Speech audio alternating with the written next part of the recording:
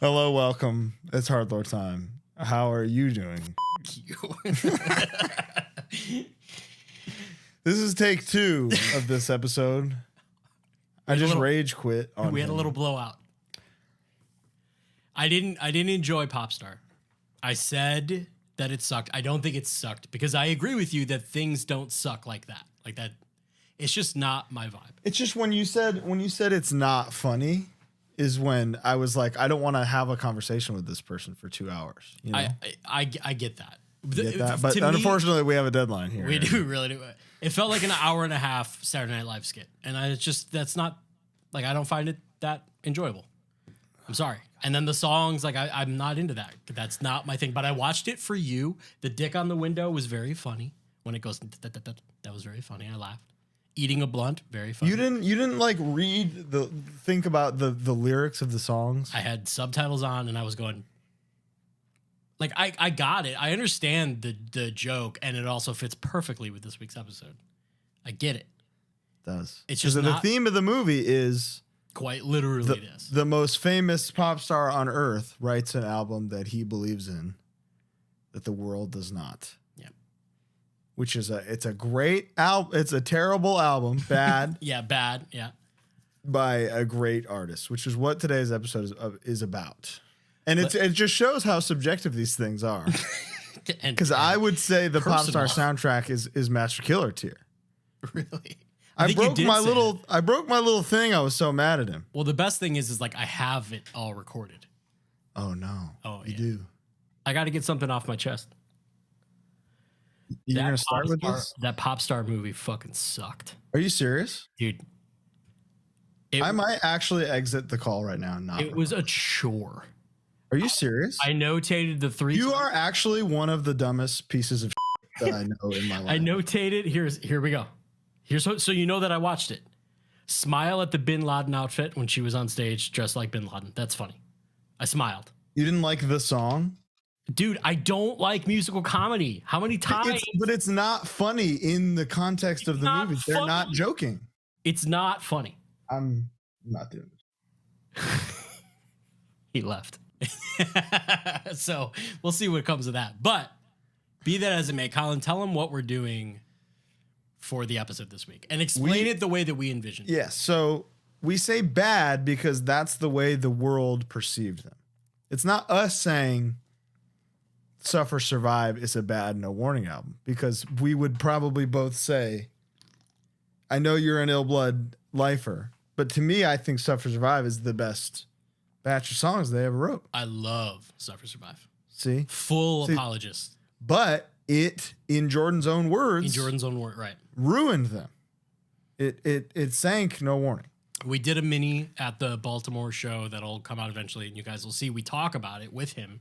And he's very like, yeah, we were kind of ambitious. We tried to do it big and, it just didn't really blah, blah, blah. And like that. And no matter what we said, when we were just like, no, dude, it's good. Mm-hmm. Like the people are wrong. They've gotten to the point, and I've been here, so I understand it. He's gotten to the point where he's heard it so much from other people that it's bad that he believes it now. Crazy. And it ain't right. It is not right. Are we but good? It happens. Are we good? Are you good? I'm okay now. I remembered that you didn't like Step Brothers when you saw it. I did. That's 100% true. I didn't. And that's why I clicked back into the Zoom meeting. It took a year. I said, Bo didn't like Step Brothers at first. And now I love Step Brothers. It's an all time. I think if you watched it with me, it would be different. Okay. I'm willing to do that. Read those lyrics, and they're geniuses. I think he's I know it's all 3 of them, but I think he's very funny. You didn't like Things in My Jeep? Dude, I just like I don't want to piss you off, but no, I just didn't. It's not how I find entertainment. It's like Usher saying the donkey roll is why he dances wasn't funny to you? All of the cameos were great. Nas saying Karate Guy changed his life. Yeah, that wasn't all funny of to the you? cameos were good. Bill Hader as the guitar tech was great. Like Zippy, dude. Is that's his name, Zippy? Yeah. Shit. Catches an F line sesh. I see it in your eyes. You already like it. There's parts of it that I like, dude. Fucking what's her face from Parks, is she in Parks? Dude, Maya Rudolph. Dude, saying the hard R. The hard R is crazy. It's crazy. Yeah, so it's crazy. But like all of the stuff that I like, zero to do with the music. That'll change. Bad albums by great bands now. Enough about, I won't bring up Popstar again. You Not don't will. either. We're Not good. will. I'm fine. All right. So should we start with some obvious ones? 'Cause we each made Yeah. a list, Yeah. we'll say. We each made a list of bad, quote Quote, unquote. emphasis on the quote, bad albums by great bands / artists. Explain, Colin, because I agree with it. I've subscribed your viewpoint on how art. I don't think it's fair to say any piece of art sucks because of what went into whatever it is, anything. Any movie existing, like the fact that a group of people got together and made that happen. I think about every time I hit export on one of these episodes, I'm like, damn, I did it again, you know? Got to do it. I got a couple days before I got to do it again. But the pride I feel in that moment pales in comparison to finishing something like an album, which can take years of your life. Of course. And so to and just like, for someone who perhaps is literally like not a musician, not just a person, it's like, that sucks. It's like so dismissive. Which, by the way, I think that was what I said about Popstar, so I apologize for saying that particular word. Because I don't agree with that. It's a very well done movie. It didn't do anything for you, but we don't need to talk about Popstar. Not yet. Okay. All right. I think that's why musicians take criticism from music journalists to heart. Like I think there should be some kind of system in place to do battle with somebody who shits on your art as an objective take. Oh, just I should be able to hurt you physically. I'm a music critic, and I do this so much that I know X, Y, and That Z. I've heard more music, but you've never made anything. So truly, you mean nothing. I think it's always fair to say this record by this band is better than, or I like, or it's better than whatever, than another record by the same band. I think it's okay to say, oh, these two bands are the same ilk. Like, I think this band's better. They did it better. Or I whatever. like this more. Or I like it more. But to just toss away. But for somebody who's never made anything, to completely disregard something creatively. Do you feel that way about movies too? Like, do you truly think there's no movies that suck? I think movies can be objectively bad. You know? Yeah, I think so too. Because you can leave out 30 minutes of a story and be like, wait, what the fuck happened? That's bad. Okay. You know? Yeah. Music's a little different because there can be a story, but you're not going into it for that. It's a sonic experience. Okay. I agree with your standpoint on this then. I think that's fair. Art is art. Even Skinamarink, you know? Yeah.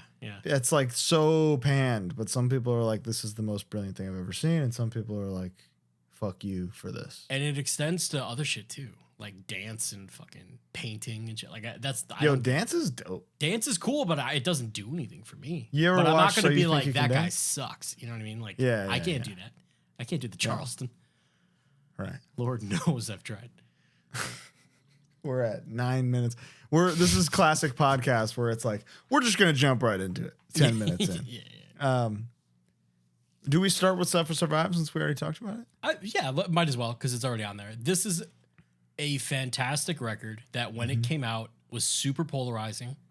I think right when it came out, I was like, yeah, I'm not into it. And then, the first two songs, again. and then Modern Eyes hits, and then Scratch. Yeah, the but the Skin first song is hard as shit. I know it is. I'm with it. I'm totally. Isn't it funny how that works with humans? I think that record goes through like a production thing. It's got melody on like every song, which like people aren't necessarily looking for. I'm always looking for. Which is crazy because the moment on Ill Blood is the one. But no one's saying nothing. It's the one piece of melody on the entire thing. Where you It's get a little the taste. thing where people were like, yeah. Yep, absolutely. So that's what's cool about Suffer Survive is like all of the groundwork was already laid. Yeah.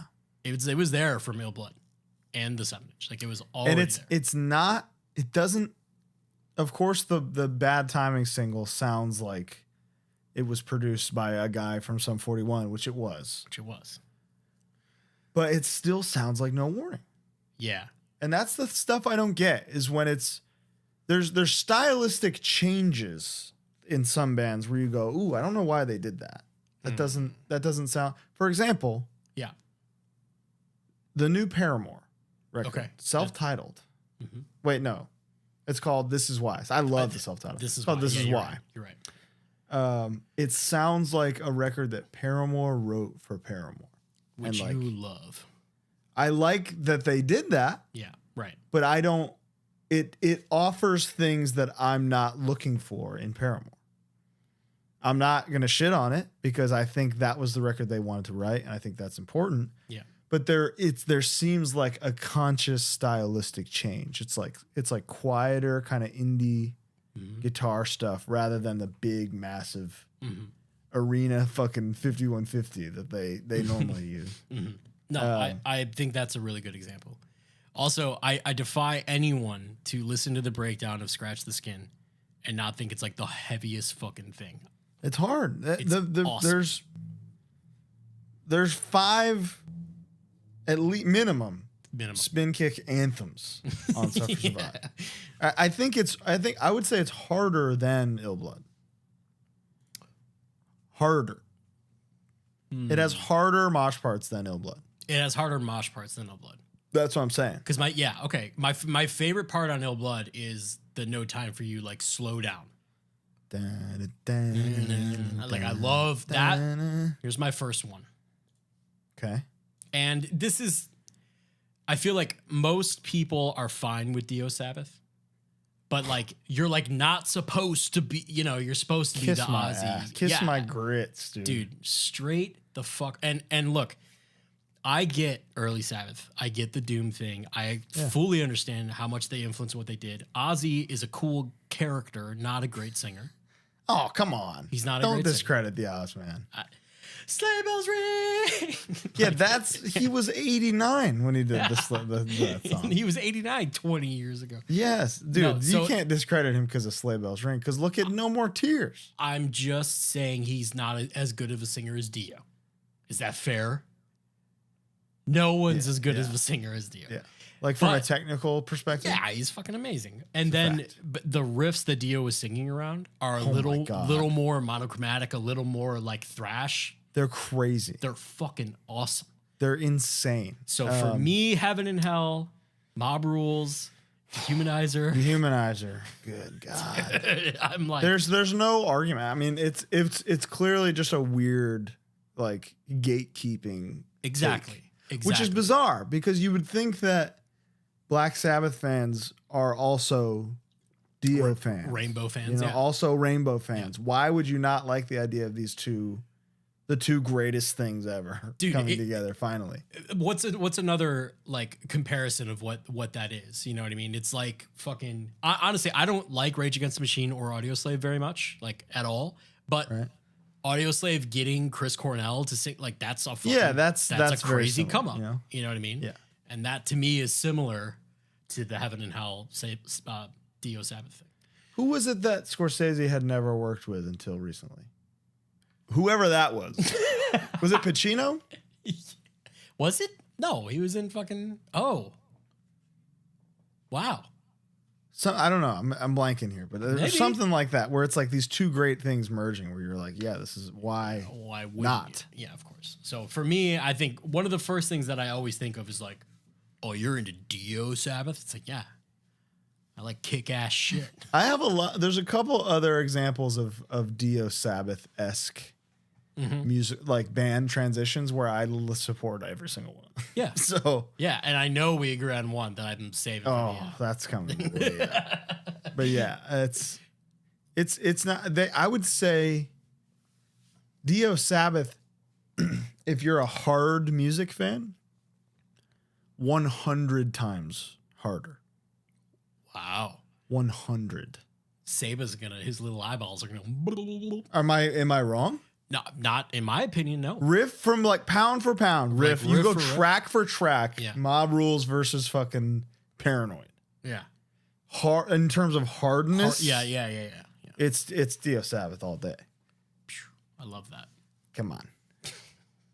I got a fun one to talk about. Okay. It's in the tweet. Oh. Alpha Omega best wishes. So again, we need you guys to understand.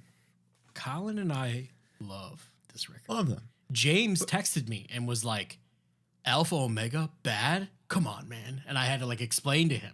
Yeah, no. I'd be like, no, this no. isn't our perspective. This is society's This is perspective. right. This is like a band kind of jumping the shark over the hill, whatever. To the listener. To the listener, to But like because critics. we're removed from these things. Exactly. We weren't there. So we're able to look at the songs scientifically and say, no, these are good. Trust me. All of Alpha Omega is good. It's the whole thing. Yeah. Front to Even back. the fucking extended jam at the end. Yeah, you know? the jam, yeah. But from, dude, the hip hop song, the fucking. I have an Eyes of Tomorrow tattoo, dude. Yeah. Other Side of Madness. Other Side of Madness is half of my personality. That's true, actually, isn't it? That's a lot of me in there. Wow.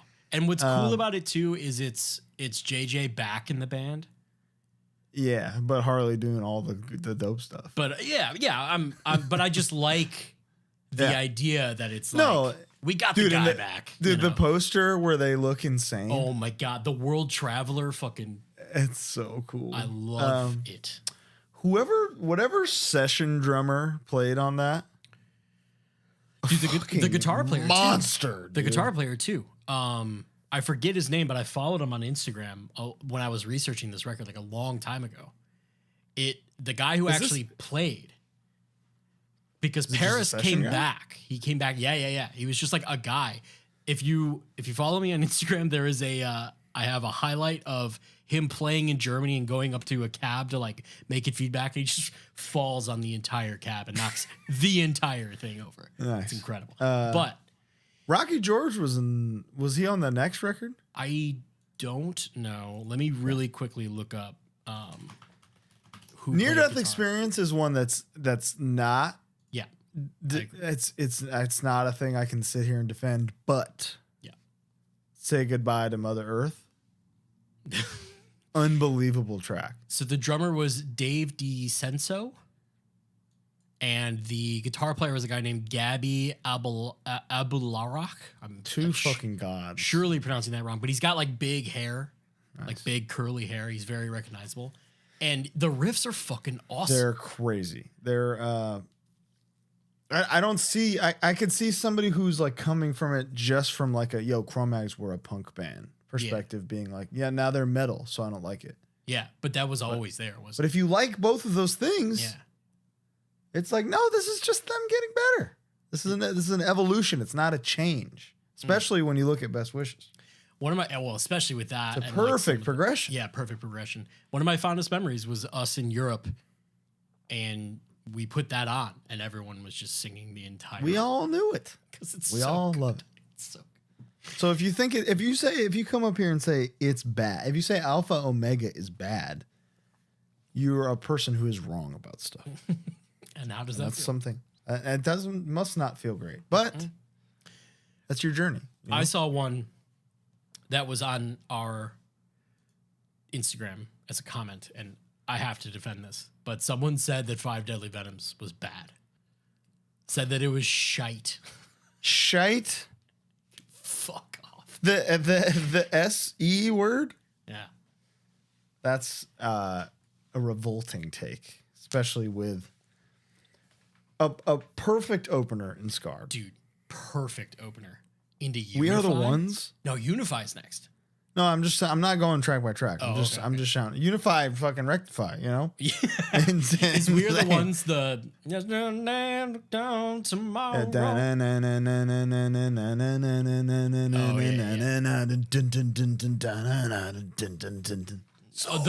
The thing that Think I Care and So Be It ripped off really heavy, actually. I ripped that off 12 times. Yeah. What's the song? I think it's the fourth song. The I know I'm a man because I made it. Save My Soul? Dude,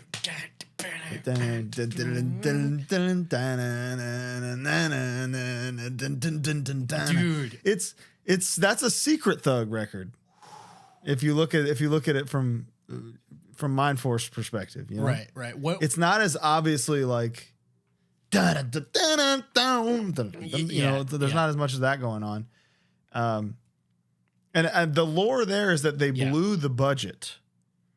And those were A, pre-production, and B, written for another band.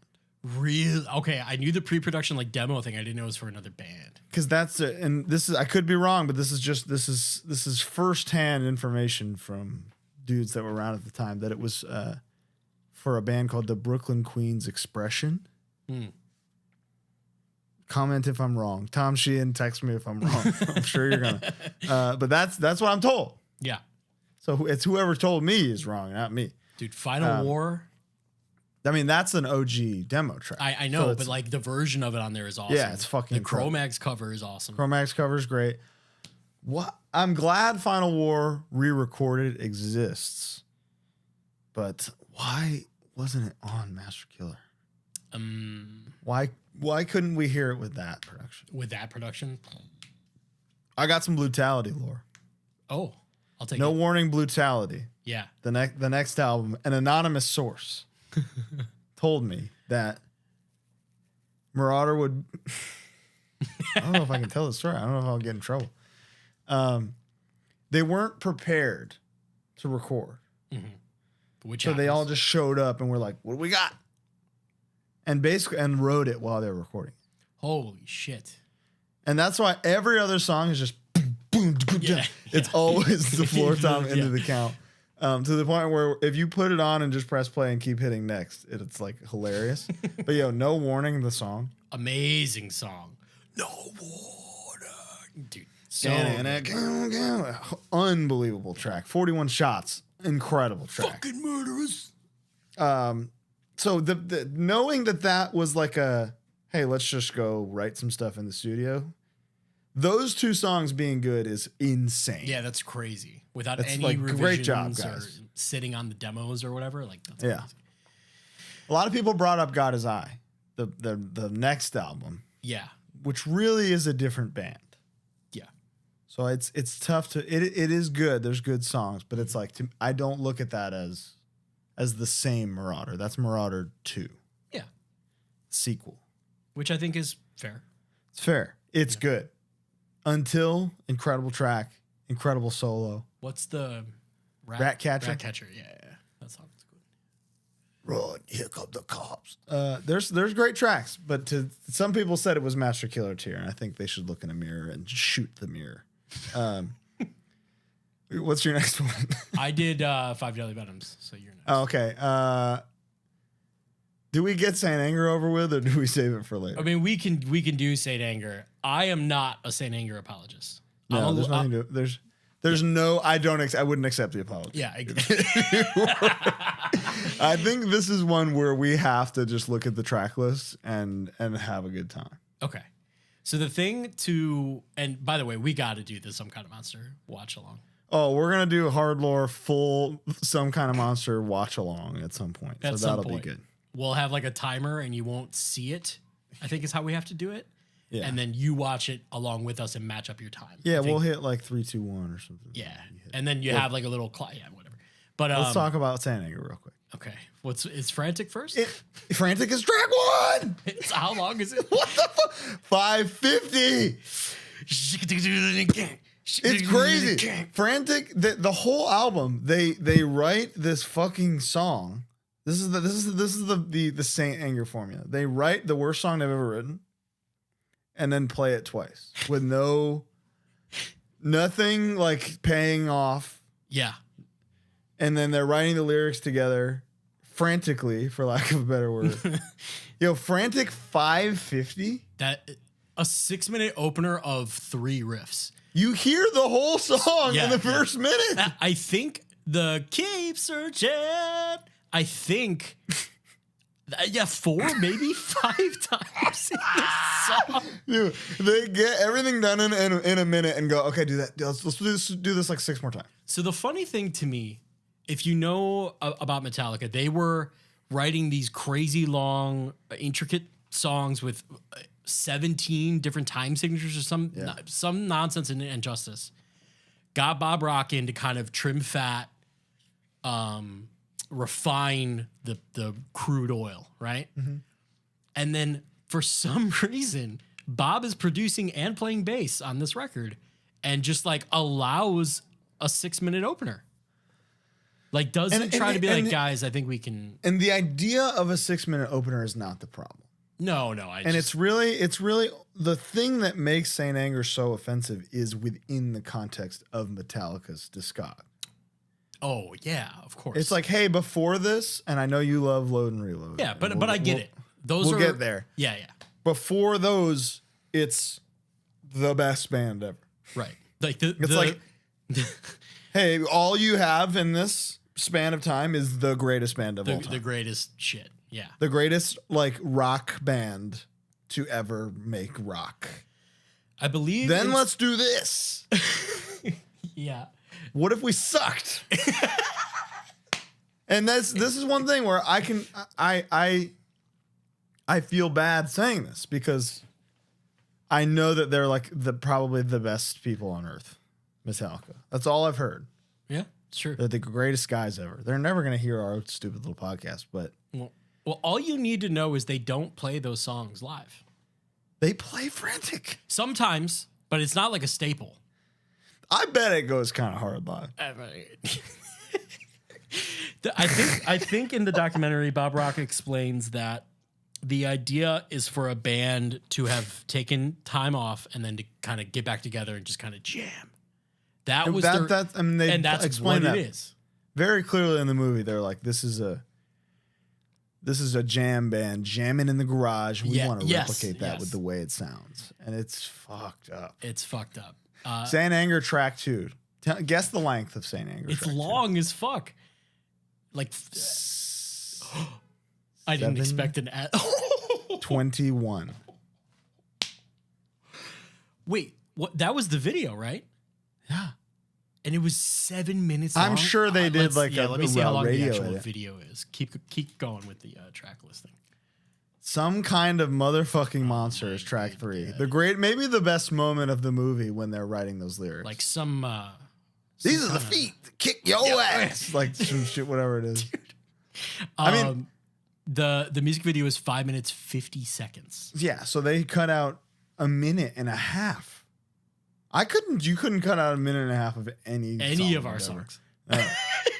Some kind of monster. And I want the utmost respect to them for seeing this footage and being like, we have to release it. Yeah. The balls. I mean, they're huge. They're fucking geniuses. Like truly chased a bag that had never existed before. And this is post Napster too. Post Napster, post all the stuff. Yeah, the Jason stuff, all that shit. It gives, the moment with Rob at the end.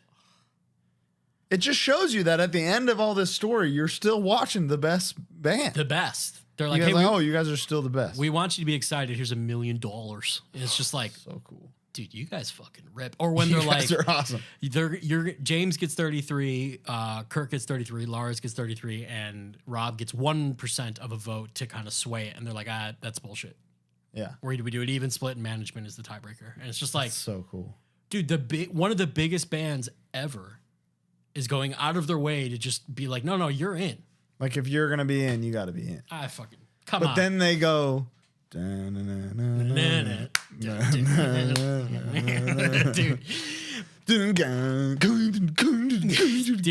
I know we're gonna do the watch long, but I have to point out the part when James comes back from rehab Lars says, play a riff, and he plays a bluesy ding ding ding ding ding ding bow down and right? And he goes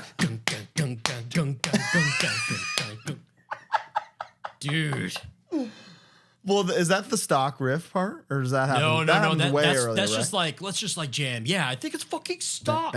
Is legendary. Unbelievable. But so we can't defend this too much. Saint Anger it's objectively not a great. It's crazy. It's a crazy record. There's no reason it should be an hour and 15 minutes long.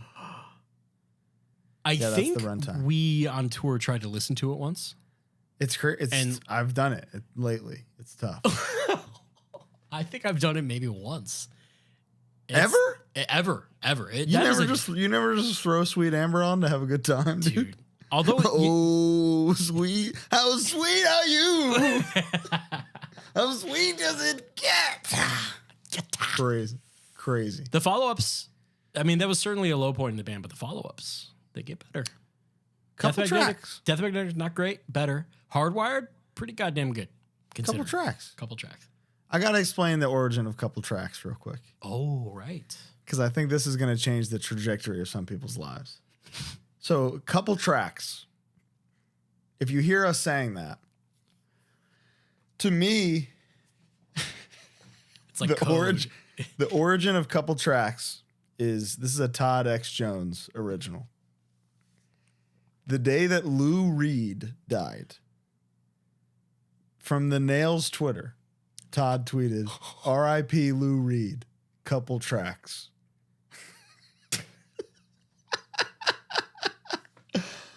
So that has stuck with me to this day. It will stick with you forever now. And that's code for like... Yeah.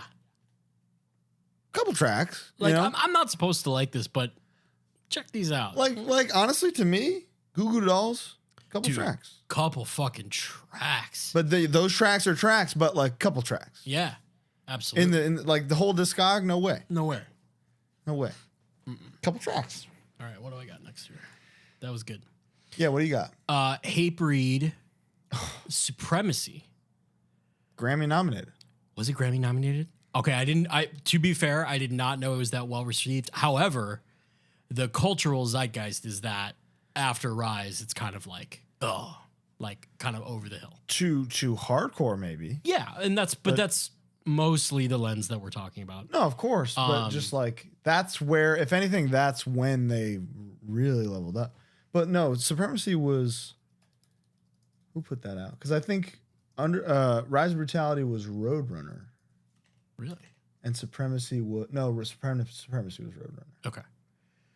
So again, I'm not saying you'll just you're not likely to find someone to be like, yo, fucking Spinning Venom, great track. Like, right. That's just not going to be as common as a fucking Satisfaction song. But look at their streams, dude. Look at the top plays. There ain't one of them Satisfaction. Not a one. So it's a biased. It's all Rise of, it's like Supremacy, Rise of Brutality, Perseverance. Okay. So I Will Be Heard, still number one. Yeah. I also had Slash for the Lions because I saw someone post that. That was crazy. But it was fucking that's the best cover record of all time. So I was wrong about it was Live for This that was Grammy nominated, which is on Rise of Brutality. So right. Okay. Rise of Brutality rightfully Grammy nominated. Yeah. Supremacy, I'm not going to say couple tracks because I think there's many tracks. Many tracks. I think that's Sean Martin just spicing up riffs. Sean and Jamie just throwing salt on some riffs. Jamie, pound. Maybe we'll save this for a later conversation, if you know what I'm saying. Yeah. Maybe next Thursday. For the Lions is the master killer of cover up. Dude, easily. So don't get me fucking started on it's got every... Hold on. Allow me. It's crazy. It's Hatebreed. The track listing is fucking insane. It's unbelievable. Life is like Pain. I made a playlist. Yes, exactly. Life is Pain, Your Mistake, Refuse, Resist, Escape, Boxed In, Sick of Talks, Suicidal Maniac, Set It Off, Hear Me, I'm in Pain, Super Touch, Hate Breeders, All I Had I Gave, It's the Limit, Ghosts of War. Yeah. It's genuinely like, Colin, make a playlist. Okay, here it is. Here's like all my favorite heavy songs. And it's like he's doing a little bit of both. He's catering to they were catering to the metal guys with the Slayer and the whatnots. Yeah. And then he's straight up like, hey, listen to these hardcore bands. So cool. Because that's what Hatebreed was. And giving homage to the Misfits too. Like, it's awesome. Hey, here's where our name's from. Yeah. It's the goat. Destiny fulfilled completely. For the Lions is awesome. Supremacy is awesome. Yeah. The narrative that people don't, that like Hatebreed records after Perseverance aren't worth your time is crazy. Because I will say, I may not listen to the last 2 or 3 like a ton. Mm-hmm. Up to Self-Titled. Mm-hmm. You could put any of them fuckers on, and I'm happy. Self-Titled has some of the hardest shit that they ever wrote. I'm gonna go out on a limb and say that I'm sooner to put Rise on before Perseverance. I don't think that's crazy at all. Okay. I think, again, we should maybe save this. Yeah. For next Thursday. Yeah. Earth Crisis, Slither. That song Provoke is dope. Yeah, there's a couple tracks, man. There is a couple tracks on that, and that's you know what, Colin? That is a perfect example of the conversation we're having. Couple tracks, and it is because that's not an evolution. That's a change. That's a change that I think it flopped. Yeah. Right. I mean, who knows? Because yeah, in some of these conversations, it's their highest selling thing ever. I'll tell you what. Yeah. No Trapped Under Ice record came close to selling as much as Heatwave sold. So to call it a flop, you're wrong. Is that true? It is the highest selling Trapped Under Ice album by far. Wow. So you can't fuck with that. That's the only stat that matters at the end of the day. I'm going to read I was going to suggest we pull up reviews. I'm going to read a review. You got a Slither review? Slither, yeah. Okay. But this is just a random Chronicles of Chaos by Adrian Bromley. 8 out of 10. 8 out of 10? 8 out of 10. Article published May 2000. Wow. While not as bomb-dropping as label mates Snapcase's release with designs for automation, Earth Crisis returned to their roots and original label, and the result couldn't have been more exciting. Okay. There's some Slitherheads out there. Earth Crisis still rock, and it's nice to see that they aren't afraid to turn things up. This is a great record that is full of gems, most notably the title track Provoke, Aggress, and Arc of Descent. Fuck yeah, dude. Are you going to tell me I turned myself into a monster to fight off, whatever the lyric is, the monsters of the world? Good shit, dude. Yeah, it's good stuff. Yo, that's a hell of a hook. That's very, it's very like Dark Knight. Very Nolan. It is. I turned myself into a monster. yeah. To fight off the monsters of the world. You going to tell me Christian Bale didn't say that? He said it. Yeah, we're going to start a thing is like Earth Crisis or Batman. Dude, that's pretty fucking good. Next week on HardLore, Earth Crisis or Batman, and a whole new segment. Couple tracks. I got one. Hit me. This doesn't really apply to you, but just trust me. When it came out, it was a flop. In Reverie by Saves the Day was the follow-up to Stay What You Are, which was their biggest record. That's the biggest one ever, right? Right. In Reverie, he like his voice changed, so everything was in a falsetto. It was like very different. He got older. Was that for because he couldn't? Yeah. That was a couldn't situation. Straight up, and it was kind of like, well, what do we do? So they pivoted to this thing. The production's dope. The song's dope. The lyrics are like really creepy and weird. And then after that, the band really, really, really changed. But I think In Reverie is like an amazing little viewpoint into like the full songwriting potential of these guys when they had a budget. Right. And they had all the money and they were doing good. And they're just like, let's just make this like whimsical, majestic kind of thing. Is that what it is? I would say that's what it is. Interesting. It's a very nice record. For those of you who know, you know. Oh, I love it. So but it's like that. Is that a crazy opinion to have to love it? I think if you're I know a couple Saves the Day fans will be listening. They would say, no, that's not crazy at all. Because most people. But at the time. At the time, yes, it was very like, what the fuck is this? Okay. And was not reviewed well or received well. And like to someone like you who's like into Through being cool, if you put on In Reverie, you'd be like, yeah, that's not for me. I mean, I barely like Stay What You Are. Yeah. I think At Your Funeral's incredible. But other than that, it's not for me. Interesting. Yeah. I think it was their first one on Vagrant or something too. It was like their like major thing, and it was like a big thing, you know. I meant to bring this up earlier. I had a tab open. Punk News when Suffer Survive came out. Oh. 4 out of 10. There you go. 4 out of 10. So don't get mad at us. Yeah. Get mad at Punk News and other music journalists. Dude, it was like a secret society where it was like, do you like the new? You like the new Warren? People like, oh, yeah. Couple tracks. A couple tracks. Yeah. In reality, mostly tracks. You know? Fucking good. What do you got? Celtic Frost, Cold Lake. Okay. Go off. Because he himself hates it. Yeah, I mean, it stinks. This is the first one where I'll be like, this shit sucks. Because, like, one of the best bands ever. One of the most influential bands to me. What the fuck happened? Cherry Orchards, I think, has some moments. But then it's like Little Velvet. Insane. They were Eagles, where the chorus is just, they were Eagles. I haven't listened to this in so long. It would shock you, I think. I didn't put it on to prep for this because I'm going off memory, so maybe it fucking kicks ass. Yeah. I don't know, but Cold Lake. Somebody else, what was the other one? What's the one after this with the Mexican radio cover on it? I have no idea. Mexican radio. Oh, Vanity Nemesis. Dope.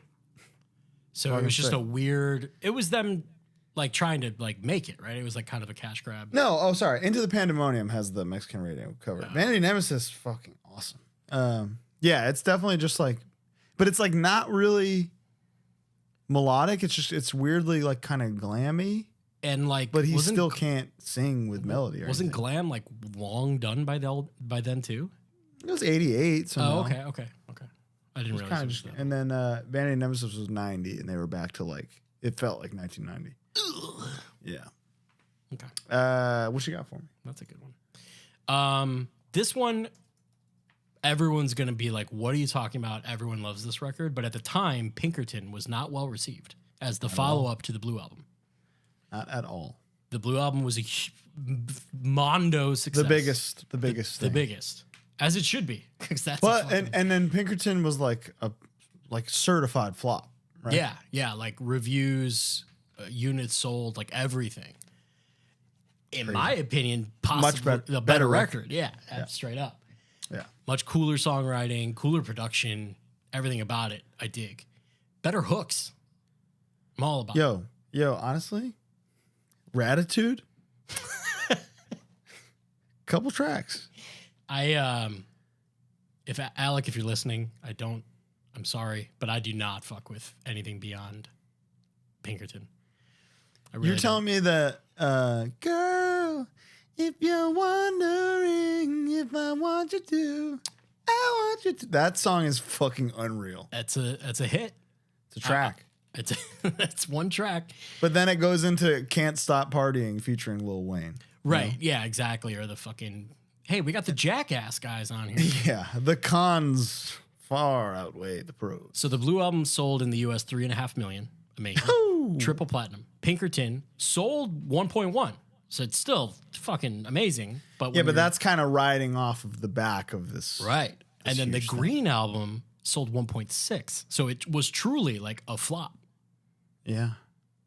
Green Album have Hash Pipe on it? Yeah. You know it did. Fuck yeah. Dude, Hash Pipe is the dopest song. Dude, when Hash Pipe came out, I was like, well, let's see, what year would that have been? Green Album was 2001. Yeah. So I was like I had the single. I was getting into like palm muting. You know what I mean? And when I heard that, I was like, there's no way somebody's playing that. Because it was so fast. Yeah, and now you listen to it, and it's literally like 105 BPM. To me, in 2001, Hash Pipe and Hatebreed were the same thing. I was like, this is what hard music is. Weezer, Hash Pipe, and I Will Be Heard. This is what it's about. So yeah, I still feel that way to this day. But yeah, my Pinkerton, saying Pinkerton is kind of a cop out. But it's not, because there's a statistical proof that that was the case. Yeah. Here's a crazy one.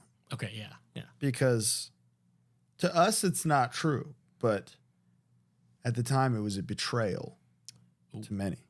Okay. Happy 20th anniversary to Sing the Sorrow. Oh, yes. People hate this thing. But then at the same time, it made them.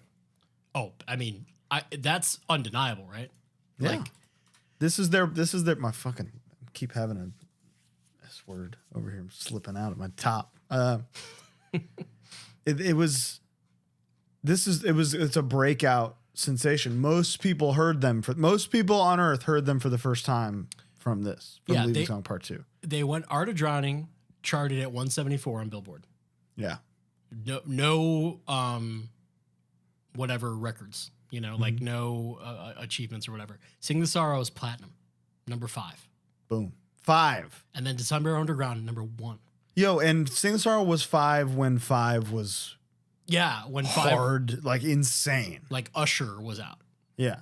Like shit like that. Like, so it's fucking crazy. Dude, the music video, the like for Leaving Song Part 2 that has crazy lore that I bet people don't know about.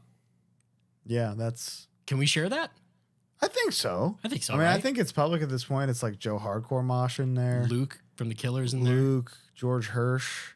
Just a bunch of heavy hitters, and they played Satisfaction. They played Hatebreed, and it's just guys moshing to Hatebreed for the AFI video. Happy anniversary. Happy anniversaries. And that goes to show you that's that real don't forget where you came from kind of thing, where it's like we want to show a hard pit. So let's get some guys and let's put Hatebreed on and put it over this like emotional song. But everything about it is so good. I saw them on that tour. I think Chris went and got it like day of. Like it was like going to Best Buy, getting the CD. The new AFI. The new AFI, yeah. I downloaded it for sure, 100%. It was number 1 on my Last FM Scrabbles for a year, probably. Dude, Death of Seasons? I'll dance right now, dude. I'm very excited to see that this weekend. Very excited. Me too. I really hope they play some B-sides. Oh, you think they'll give you I some don't treats? think they're gonna, but like, man. They're gonna play fucking Miss Murder. Yeah. It's gonna be Sing the Sorrow into Miss Murder. Good night. That's the encore. I guarantee it. Oh, I hope not. You know what? Miss Murder is the kind of thing where I'm like, fuck, Miss Murder. And then it comes on and you get to the fucking yeah. And you're like, damn, it goes pretty fucking hard. I remember too, speaking to the like don't forget where you came from thing, when they were recording for Sing the Sorrow, Davey had like posters of like influences up on the walls, and it was like, punk guy, but like Ian MacKaye, fucking Danzig, just like cool, like fuck yeah, I remember hearing Sing the Sorrow for the first time. So I discovered AFI from Sing the Sorrow. Oh, okay. Interesting. I wasn't into them because I was already spin kicking. Yeah. So it was like fast. I was kick flipping, Fast melodic. I was not. I never skated. Tried. I don't have the ankles for it. That's what it is. Glass ankles. I remember hearing the like at the end of Leaving Song 2, and I was like, who does this guy think he is? Little did I know that's like the one moment on the song where he's like, hey, here's what I used to do. Yeah, because he had to. Is that when he had to change his? Because he had like polyps on his throat and shit. I think that was. I don't know. I wasn't there. Yeah, I think that's. I'm a Sing the Sorrow guy. Also, in Shut Your Mouth and Open Your Eyes, there's a story where he was bleeding from his palms because he was squeezing his hand so hard while he was shouting that he was bloody. It's fucking cool. AFI is the coolest shit. Yeah, they rock, man. I can't wait to see them. Yeah. I don't know that I've ever seen them. Really? It's been a long time. Actually, I've seen fucking Dream Car, and I haven't seen AFI. Nothing toured with AFI in 2017, and after we played in DC with Every Time I Die, all of us went and saw AFI. See, now that sounds awesome. It was very cool. They were good. So that's my first time seeing them is going to be Sing the Sorrow, start to finish. I'm diving off that balcony. How big is I the think venue? that would kill someone. How big is the venue? I have no idea. It's 10,000. Oh, it's where Dynamite was. Oh, shit. It's that big. We have like seats, and I don't think they're very good. We're going to bring one of these and be like, yo, they are killing. Wow. This Jade girl's with the not gray studio. right now. My next one, I'm going to skip ahead because I kind of went in like, I don't want to do. Do we talk a little bit more AFI before we go? Absolutely. Because I'm a Crash Love guy. Oh, that's right. And like a lot of some people got off at December Underground, even though that's probably their highest selling thing ever. That's when I got off for sure. I think Crash Love, the first riff of the record, realistically, is a crazy like yo, that's AFI. That's unmistakably AFI. Torch song? Yeah. Boom, boom, bam. There's all these moments in that where it's like this crazy time signature, actual like kind of crazy technical riff, really good hooks all over the record. Tell me can you hit me with a couple track names? It's Torch song, Beautiful Thieves. 1 second. Beautiful Thieves, End Transmission. Two Shot Amazing Scream. Song. Great song. Veronica Sawyer Smokes. Pretty good song. Okay, I Feel Better Now. Pretty good song. Medicate seems to be a hit. That was the hit. Yeah. Medicate. You and me. I'm trying very hard to be here. That's a very Morrissey song. Isn't it? I'm trying very hard to be here. Sacrilege. Darling, I Want to Destroy You. Cold Hands. That was a hit. Was mine. And then You take that over December Underground? no, but I'll tell you what I take over both of them. The Burials. Yeah. Oh, really? Burials is incredible. This is a very interesting example of the I wasn't there, kind of got into it, Dude. because you weren't into the punk shit. Yeah, I mean, but it's like I got into it while I got into Sing the But Star, you know so what I like it all. But like you weren't into like All Hallows or Art of Drowning. You know what I I mean? was, So, but after. in sequence of liking Sing the Sorrow, because when I get into a band, I collect the discography. So in 2003, I heard everything.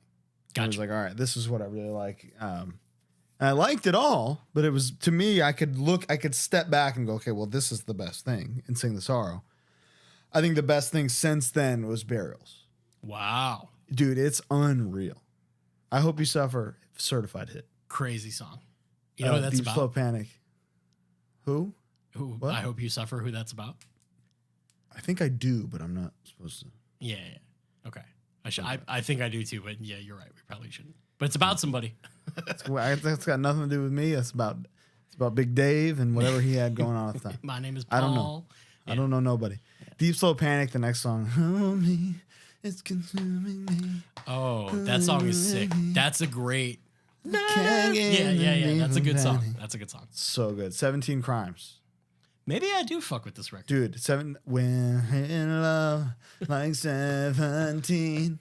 Unfucking Dude, real. The record rocks. Yeah, okay. I retract my statements or my surprise. I think it's strongest one posting the sorrow. But enough about AFI. We'll rant and rave about them after this show coming up. But all right, my next one. Yeah, hit me. Metallica, S&M. Oh, see, I didn't know this was controversial. It was controversial in that it was like a jump the shark thing. I think it was received well, but that's not really fair because it's Metallica. Dude, it rocks. Dude, it's so sick. So it's the composer from the San Francisco Philharmonic, right? Which makes perfect sense. Which they makes start perfect with sense. fucking Ennio Morricone. Dude, which is so fucking cool. And then they go into I don't even know, like the track listing is kind of wild. Yeah. Hold on, let me get the What's the exclusive song? give me just 1 second. No Leaf Clover? I think it is No Leaf Clover. Sick track. So the dude from the Philharmonic, I would just want to get his name. Michael Kamen. He's the guy who composed the shit on the Black album. So like the strings and keyboards and stuff that are like barely in the ballads, they're really turned out. But really make them ballads. But really, the like, da, da, da, never care for what it, like all of that. Yeah. If you listen, it's there. And he did that. And then he thought that they didn't fuck with him because he was so quiet. And there's a story about where he went to see them and they were like, oh my God, like we've been meaning to show you this. They have a version of Black Album songs where it's one guitar, the symphonic shit, and vocals. That they're like, we love this. Like it would be cool. And that's where S&M came from. So that was probably a label decision or something to be like, let's bury these a little bit because your fans might not be into it. Exactly. We don't want it to be too pretty, but idiots. But dude, some of my favorite quotes of all fucking time are on this. There's parts where like during ring outs, James will be like, yeah, thank you, baby. And like, Dude, all his best isms ever maybe are on S&M, which is crazy. my favorite one is in Enter Sandman, which is the last song. And it's after the build, right in the beginning, the boom, and then when it kicks in, and he goes, ooh, oh yeah, let loose, man. Oh yeah, let loose, man. Let loose, man. Let Loose Man is cool. I'll take that one. I'll start doing that one. But all the things are sick. They do cool songs. The thing that should not be with the orchestra is like, Dude, why are you ever playing this without this ever again? the rumbling. It's so sick. A So Wolf of Man cinematic. sounds awesome. It does. That is another one. Like, why don't do this without this? And like, dude, Memory Remains with the fans singing. Really cool. Really, really cool. Makes but the song good to me, Yeah. And in my opinion. I'm with it. What I don't like is a young man named Lars Ulrich's performance. Yo, he was buck wild on there. Dude, there are fills that are just snare, but like not like a roll. It's just you know. How dude is an orchestra keeping up with that? If you're listening to this, pause this and put on from this record wherever I may roam. During the intro, after the little sitar part, and by the way, there's a video of Kirk playing the sitar when they actually did it. It's fucking hilarious. But he does this thing. Colin, if you're a right-handed drummer, you're keeping time on the hi-hat, right? Yeah. Right? He's doing the eighth notes or whatever it is, where he goes, he like drops his hand where he like barely hits on the non-snared, like the whatever the upbeat would be, I guess it is, where it's just like you hear the hi-hat completely cut out for the entire song. So it's like, Is he just was he tired or something? no, he's just a bad drummer. I wouldn't go that far. He's a bad drummer. I don't think he's a bad drummer. By that time, he was a bad drummer. Okay. Before that, Before that, but dude, one the thing of the is, greatest musical minds to ever live. yeah, and Business Minds, I'm not going to disagree with that. But like, if you really watch the '89 Seattle live show, which is possibly the greatest of all time, Right? and you really pay attention, I think we got some magic going on. Yeah. I think we got some serious studio magic going on. Yeah, for sure. I mean, I was talking, Sean Martin at one time was like a young thrash kid, like a little, just like a Hesher. Yeah, You know? yeah. And he told me there was like a moment in his life where he realized that like Lars wasn't good. Oh yeah, I've heard him like talk about in this. like late 80s, early 90s. He was like, yo, I thought this motherfucker was right up there with Lombardo. I'm like devastated. Yeah. To hear that I've been wrong. And it was an interesting perspective from like somebody who was there witnessing it in real time. But like I as a drummer I can never discredit him. Well, yeah. Because I think half of drumming is the creativity that you present and that you bring to the table in the band. Yeah, maybe not the most technically reliable guy, considering he says he listens to James for timing when they play, which is what? But one of the most creative musical minds to ever exist. And I know I've said this before. There's a video of Lombardo playing battery. It's not quite the same. No, it's the swag is gone because he's so fucking good. Exactly. Lombardo's perfect. Yeah. And that song doesn't benefit. It's like when drums are programmed, there's no dynamics in them. There's no swag. There's no swag, and that removes the swag, and that's kind of why I didn't use a click track for so long, because I was like finding it was taking swag out of me, and I'd rather things sound a little bit shitty and sound human than be perfect. Give me that swag back. Gotta have it. You jack my swag. All right, next one. I'm not super well versed in this one. Okay. I'm sure you aren't either. Okay. But this was one that so many people said that I was like, we should probably talk about it. Is My Chemical Romance Danger Days. Nah. By the time My Chem was like popular when I was in high school, I was full on Terror. No Warning guy. Same. I was just like, I think a girl I dated loved The Black Parade. So I was like, I'll check this out. Yeah. And I'm a theatrical fella, you know? Yeah. I like musicals and shit. And to me, it felt like kind of a hard musical. There's some like there's hooks. There's only hooks. Yeah, there's hooks for sure. But there's secret like hard ass riffs buried in there, which was really shocking. And seeing them at Aftershock was approaching that as like a peripheral person who is like, they're pretty good. One of the best live performances I've ever seen. No shit. Yeah, and they played a lot of these Danger Days songs, and the Danger Days thing is crazy because they were the biggest band in the world when they put this out. And how'd it do? I don't think they were the biggest band in the world afterward. They're back to that though.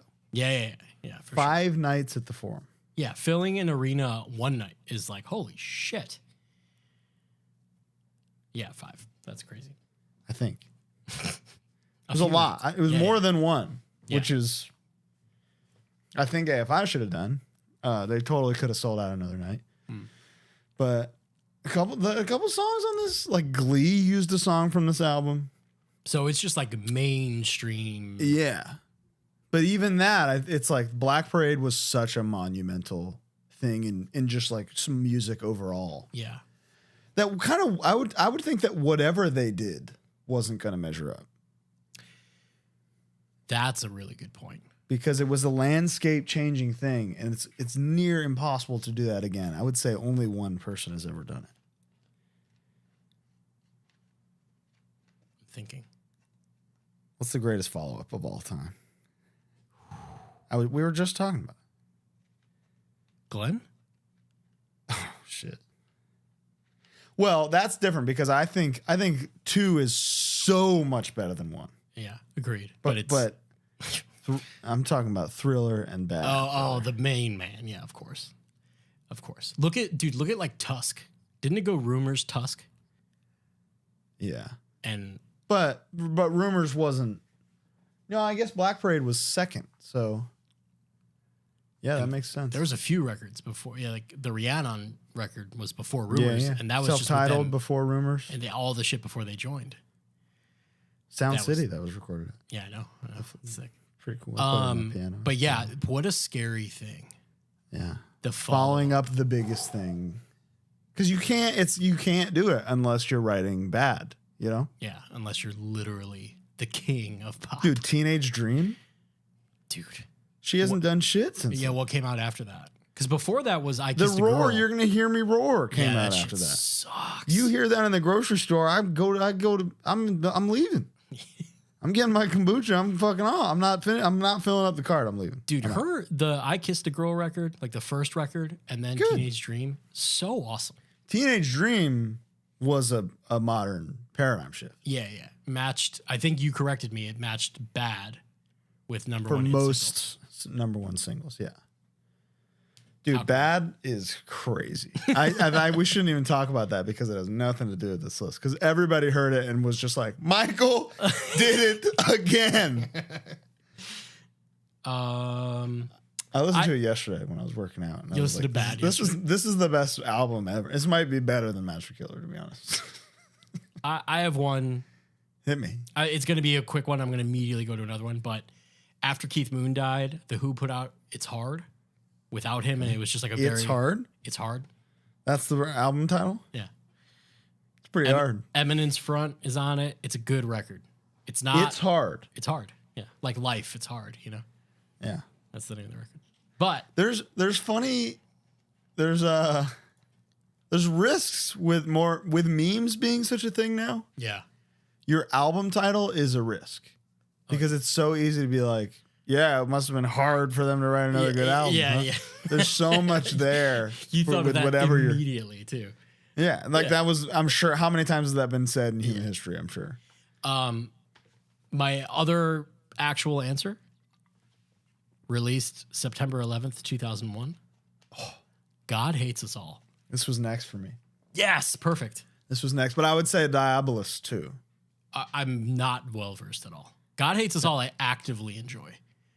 The whole thing? No. But Disciple is like... Disciple is like... yeah. God Hates Us All is crazy. It's fucked. It's fucked. I don't think it's good.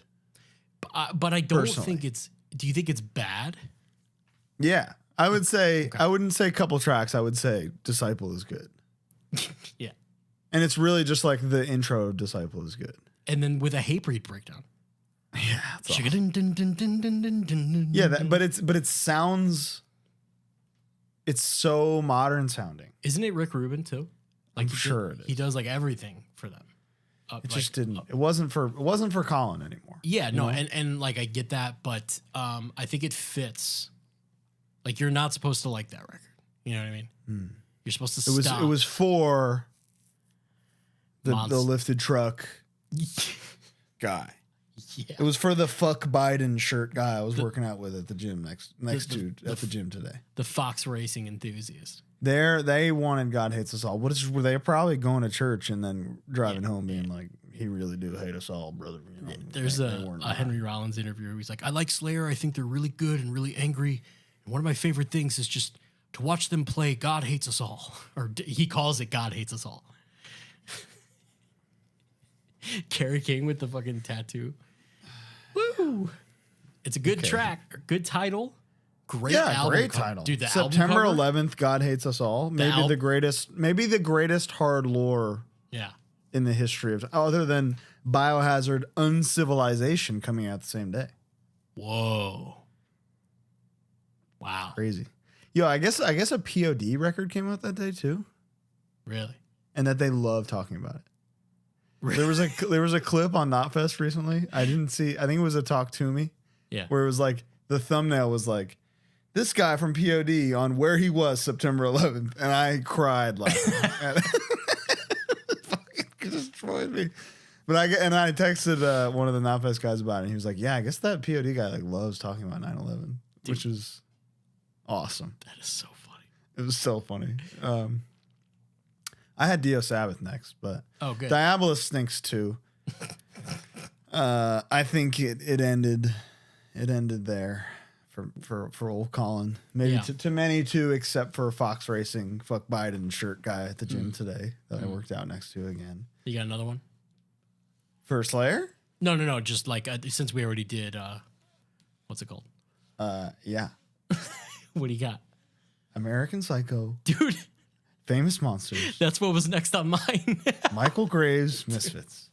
Listen, Michael Graves is a dork. We don't back him. No.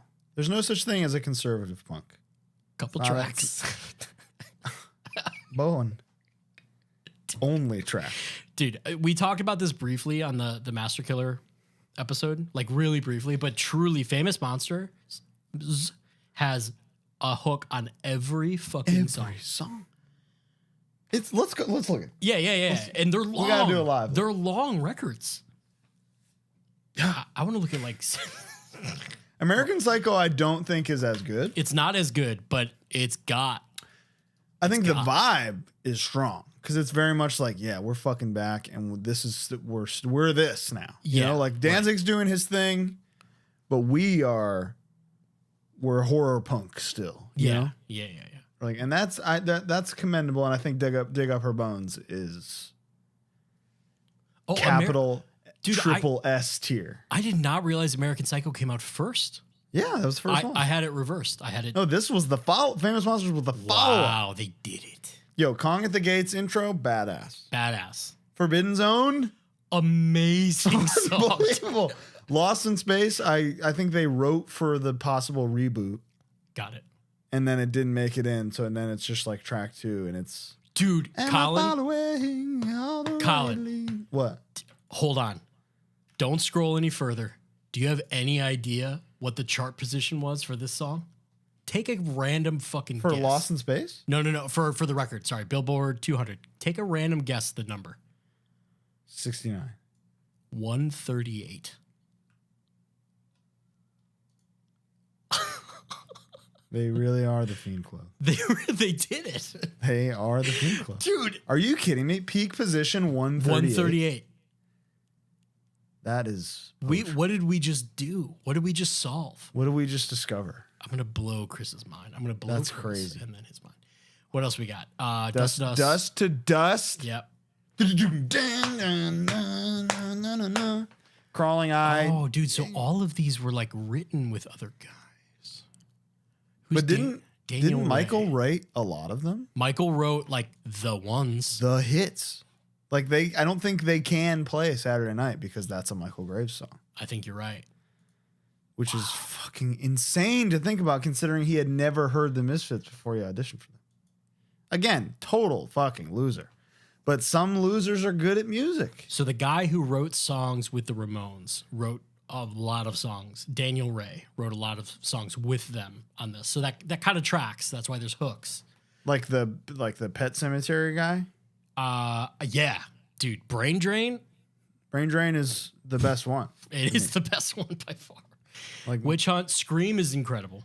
Scream was I think the thing I heard first where I was like, I don't know if I like this. Okay. But yo, Saturday Night is goated. One of my favorite songs. I wonder if Danzig heard that and was like, sorry. Because it's a very him song, you know. It is, but he can't do that anymore. Absolutely. Like he's doing Hammer of the Gods. Yeah. Which pretty fucking sick. That song is good. Dude, Pumpkinhead. So this is the Pumpkinhead story. Is crazy.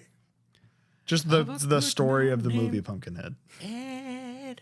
Scarecrow Man, pretty silly. Die Monster Die, incredible. Very good. Dude. Living Hell. Whoa. Badass track. Descending Angel, incredible. Them, pretty good. Fiend Club, amazing. Fiend Club is track number 15. 15? And it's so fucking good. Hunting Humans. Whoa. And then Helena, which was like a single. Dude, Helena, so that was my first actual image of the Misfits. There was a clip from FX with them playing Helena. Dr. Chud is off the entire song. Of course. Doyle plays the thrash part, all downstrokes, and blows a bubble with his bubble gun. Pretty sick. That's cool. Chicks are like dancing without bras on. It's awesome. And I thought Michael Graves was like, Like, that's Danzig. That's the singer, so it's got to be Danzig. Like I didn't know. I was that new. It was definitely Kazaa or LimeWire or something. I downloaded that live video. Yo, that record is incredible. Great. And the haters are so far up their own asses. Yeah, it's just I'm okay with considering it Misfits 2.0. I'm fine. I think that's the Misfits. And then it's Misfits. And that's with Misfits. Glenn. Yeah. Okay. That's the difference. Dude, it's crazy that Static Age and American Psycho came out the same year.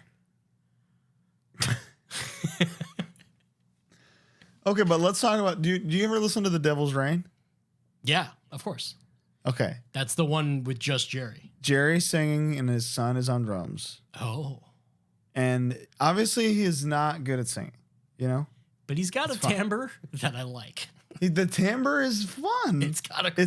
It's completely auto-tuned. I see. But yo, the title track of this record, fucking incredible. It's pouring down, it's come to you. The devil's rain. It's an actual amazing song. I believe it. So the record stinks, but Devil's Rain, awesome. What's next for you? I'm gonna go back in my order and back to like the soft shit, but this is definitively true. Crimson by Alkaline Trio is like the major, this overproduced. Is it not Agony and Irony? That was after Crimson. Okay. So it was like Crimson was where they lost Crimson people? was like, we're on the Tonight Show, like where they're like really like kind of going full into like wearing suits and doing the Which shit. is interesting because it's like they're not a punk band, but people treat it as if they were selling out. I mean, they were a punk band. Eh. They this is irrefutable. They 100% were. Okay. Well, they were. But but yeah, this is when a lot of people kind of check out. But you could hear this. Whatever people consider them selling out was in the DNA of what they were doing the whole time. 100%.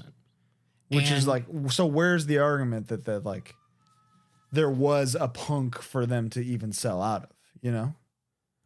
Them playing the Fireside to like 10 people for like 5 years or whatever. Yeah, I Yeah, mean, but like sucking ass as a band don't make you punk. You know what I mean? People. you corrected yourself. That was very good. I did. Somebody scolded me for saying sucking so I'm not going to say it anymore. All right? No, just think of it as sucking my dick. You don't want to do that. I don't want to suck Lo's dick. So there you go. It's the last dick I want. I don't want to suck No. my dick. Yes. There's others out there that Fuck are yeah. for sure worse. Man, but I needed that today. I felt bad. I felt bad for the last hour and a half for almost ruining the night about Popstar. But anyway. it's fine. No, that was equally on me. I shouldn't have been taking it so personally. Yeah. But I was trying to share something with you. I was like, also trying to get a rise out of you. I would not say that. that's crazy. I would not say, yo, that fucking sucked, which is what I said. I don't feel that way. Anyway, a lot of people clock out with Crimson, and I clock in. Okay. Dude, nothing but hooks. I could not be more out, start to finish. I got you. And like, I get it. This is very much like a part of my musical taste where you and I, like, this is your E-Town Concrete. This is your kind of like rap inspired hardcore or, you know, infused thing. My I want melodic, big pants spin kicking. You want? I want dainty little suits and a fedora. Yeah, absolutely. Some face paint. Hey, that's why the show works. You know, The yin why to we're my, here. yay. Hit it. Slipknot, the Gray Chapter. Oh, I'm saying this because of how many people submitted this one. a lot of people said it. So A how lot does of it people, go? but a lot of people said Volume 3 as well, and All Hope Is Gone. All Hope Is Gone has Psychosocial, right? Yeah. And Volume 3 has. Or is it one of them? One of them has Psychosocial. One of them has Duality. Yeah, I think Duality is Volume 3 and Yo, Psychosocial. Duality's crazy. Psychosocial, crazy. Dude. I remember when Psychosocial came out, it was that Nails Harm's Way Rise and Fall tour in Europe, and John Glue, it came on at like this club in Manchester we were on, and he like lost his mind. He was just like, just like went insane. He for loves it? Psychosocial. Yeah, it was. That's so funny because he only listens to like BB King And like Link Ray and shit. yeah, exactly. Dude, He's never heard Slipknot in his life. I remember when the Gray Chapter, my ex-girlfriend is a huge Slipknot fan. So when it came out, we were dating at the time, and it was like, let's check this out. You know what I mean? And it's, dude, Slipknot is such a difficult enigma.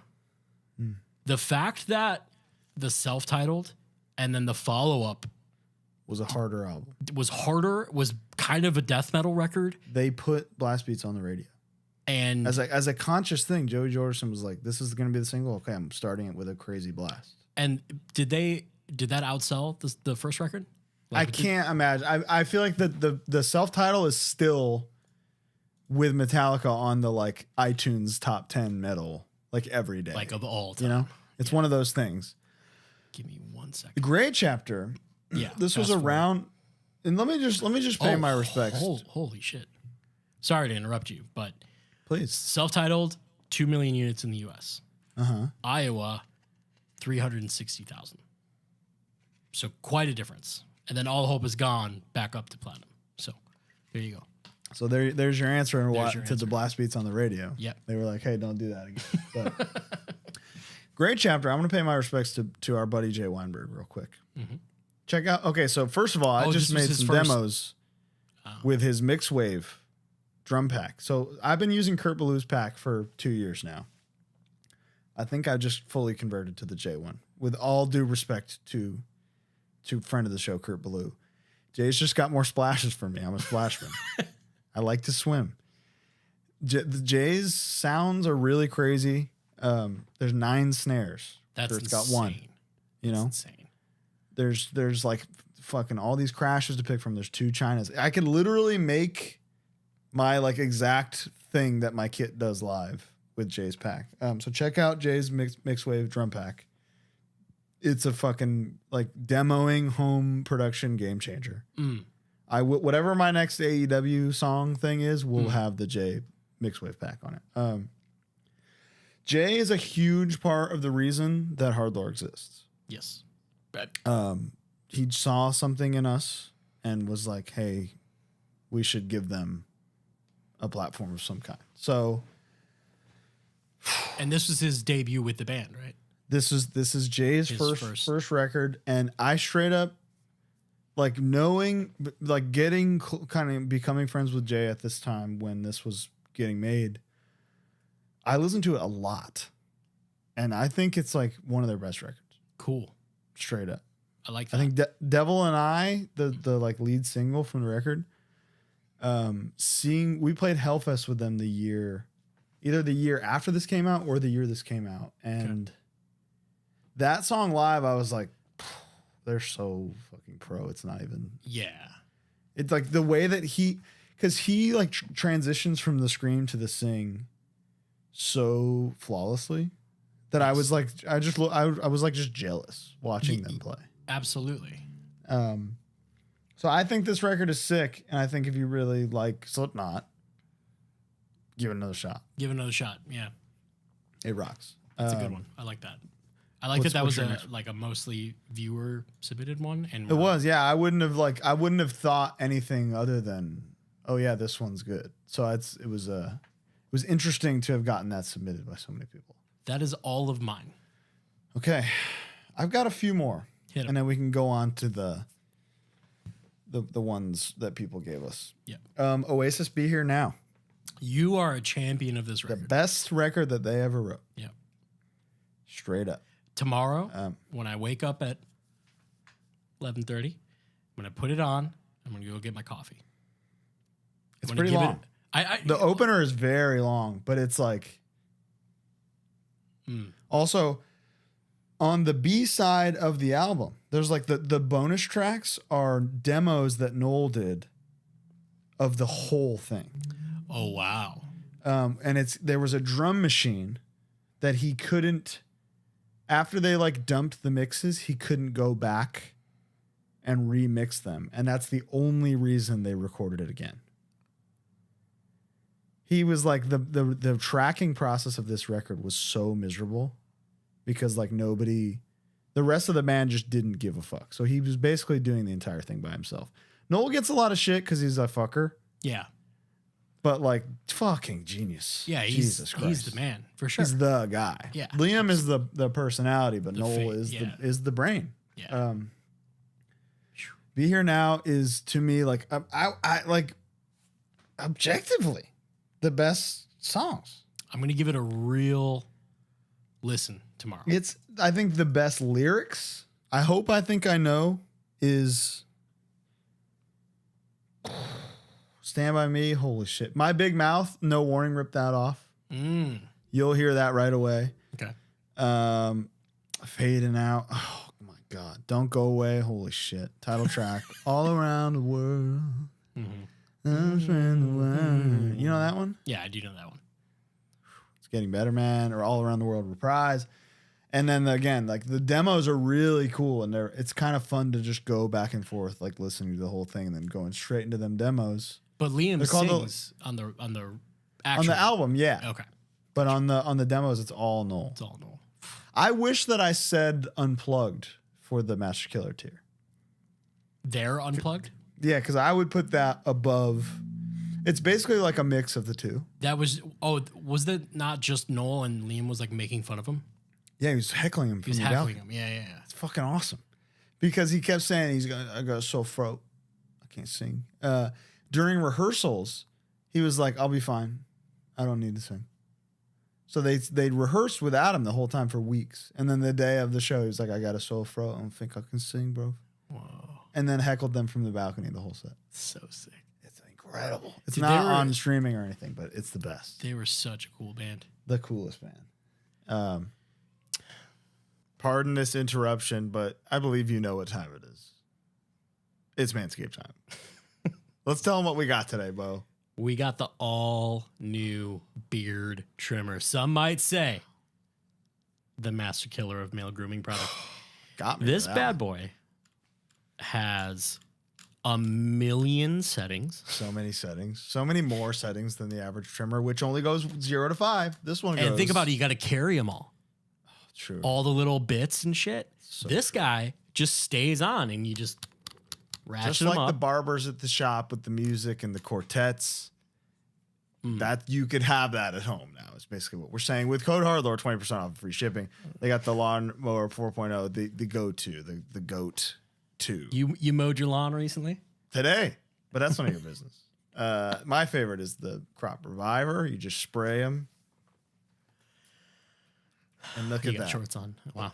Revived. The beard trimmer came with all these little bells and whistles too. Beard So many oil, whistles, so many balm, bells.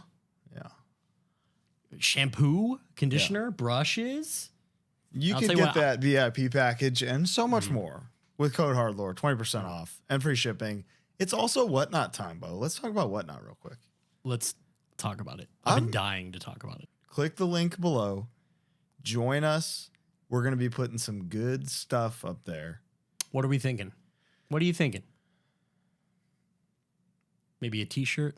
Oh, Maybe 5 t-shirts. that's what I'm saying. Is like we can do some hard lore for specific items that we have, I love that. and then the people get to have them.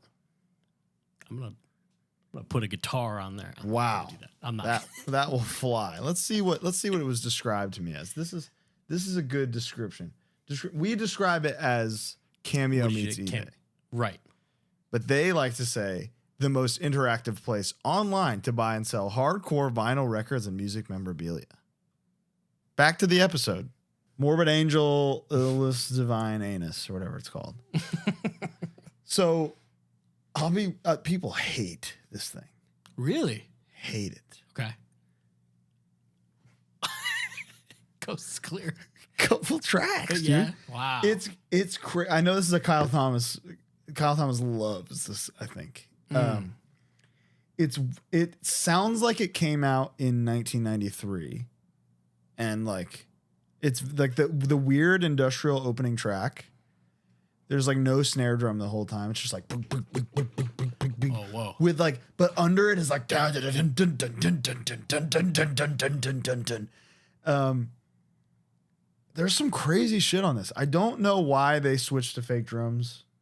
The Gateway's fake drums are fucking sick. So who cares? Yeah. But yeah, it's people fucking despise this thing. And I don't think it's as bad as, I think it sounds crazy and that's why people shit on it. It's like sonically crazy. Yeah. You'll hear the opening track is like this long intro for no reason. Yeah. And then a weird industrial song and then into like fake drum death metal. And it's all over the place, but I don't think it's nearly as bad as people say it is. I think it's weird. Mm-hmm. I think when I rediscovered that it came out in 2011, I gasped. Oh, wow. Yeah, gasped. Okay. So I was like, this is 30 years old. Whoa. The way it sounds. I just thought of one. Roots by Sepultura. I would argue I'm sure it commercially did really well. But I feel like it's their biggest one. it's their biggest one. But you're like not supposed to like it because it's kind of. No, see, I But don't it's like think kind that of the first new metal thing. I'm not personally a Roots guy. Okay. It's just kind of too much of the like that, and I've never really found anything in that kind of music that does anything for me. But I think people swear by Roots. Okay. Swear by it. Maybe But my perception of that record is a little. your perception is maybe my opinion is your perception. Another one that we touched on last time on the Master Killer thing, the fucking Blackening. Yo, the Blackening is unreal. And that's like way after the like Machine Head like heyday. Because they had What was before Burn My Eyes? bad albums. Yeah. Blackening is fucking unreal. It's unreal. The whole thing. The whole fucking. I mean, the first song is 10 minutes, Yeah, I mean, it rocks. but it's start to back. Is that the one that's in Guitar Hero Metallica? Yeah, because it. My cat's freaking out because the down rise.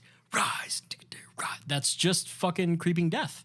Yeah, but you know, Lars is probably like, that part is awesome. I really fuck with that part. Lars thinks that they should be in the Big Four over Megadeth. Machine Head? That's a real thing he said, that Machine Head should be in the Big Four instead of Megadeth. Over Pantera? Like, I guess you know so. what I mean? Like, Yeah, that's psycho. let's talk about the Big Four real quick. Metallica, All right. undisputed, no problem. Slayer, probably more deserving so. Number one. Yeah. That's how I feel. In terms of if it's the Big Four of thrash, Right. Slayer's number one. I agree. As a Metallica guy, I fully agree. Megadeth, It is what it is. I'm not a Megadeth guy, But but I get it. Anthrax can kick rocks. Pantera should be in there. Pantera should be way the fuck in there. 100%. I know it's like a different time period, and that's the caveat. But like, dude, Yeah. American. Pantera? I mean, even Testament. There's an argument should be in there of American. Dude, thrash I mean, band. Exodus. Even We could do a Big Four band of other bands that should be in the Big Four. dude, Violence. I don't know if you're a Violence guy. I fuck with Violence. But Anthrax, a couple tracks. Anthrax got a couple tracks. Among the But Living Big is great. Four, I can't. But yeah, It's a little crazy. I think they almost just get because they were like already established. Like when Metallica went to New York to demo stuff, and when they kicked out Mustaine, they were staying with Anthrax. The Big Four is a funny thing, objectively, It is. and that's why the Big Four is why I do everything top four. Like any tiered list that I do, I gotta 4? have a top four. It's the Big Four. I do 5 for some reason. Do a Big Four. You're right. No, we always say Big Four on this. It's harder. You know? Mount Rushmore is 4. Exactly. Maybe that's everything is Mount Rushmore and the Big Four. And the Big Four. That's it. What else do I got on here? Life of Agony, Ugly. Dude, I was thinking you were gonna say this when I was thinking about records earlier today. I'm just flat out. I'm not that into Ugly. I am pro Ugly, very pro Ugly. I'm pro Soul Searching Sun, especially Weeds, which is maybe the best song ever. Ugly, but this is one of those things. This was not an evolution. This was a change. Where Mina's voice was completely different, but there are horror stories of recording River Runs Red. That it was just like they were getting a voice out of her that was not hers at all. Oh, really? And to get it to sound that way, you know, it's like everything was like, Yeah, like yeah, in yeah, terms yeah. of in terms of like stress. Yeah. Wow. And Ugly is more comfortable in terms of like where vocally it is. Interesting. Couple like hard ass parts. The best song, The Other Side of the River, is a reworked demo song. So you can't really argue that it's not Life of Agony because it literally is. What's the other one? Unstable. There's a couple like genuinely really hard songs on there. I would say I like the whole thing. But this is proof of evolve, don't change. Yeah. You know who neither evolved nor changed and is pound for pound the best? Fucking Bolt Thrower. Oh my God.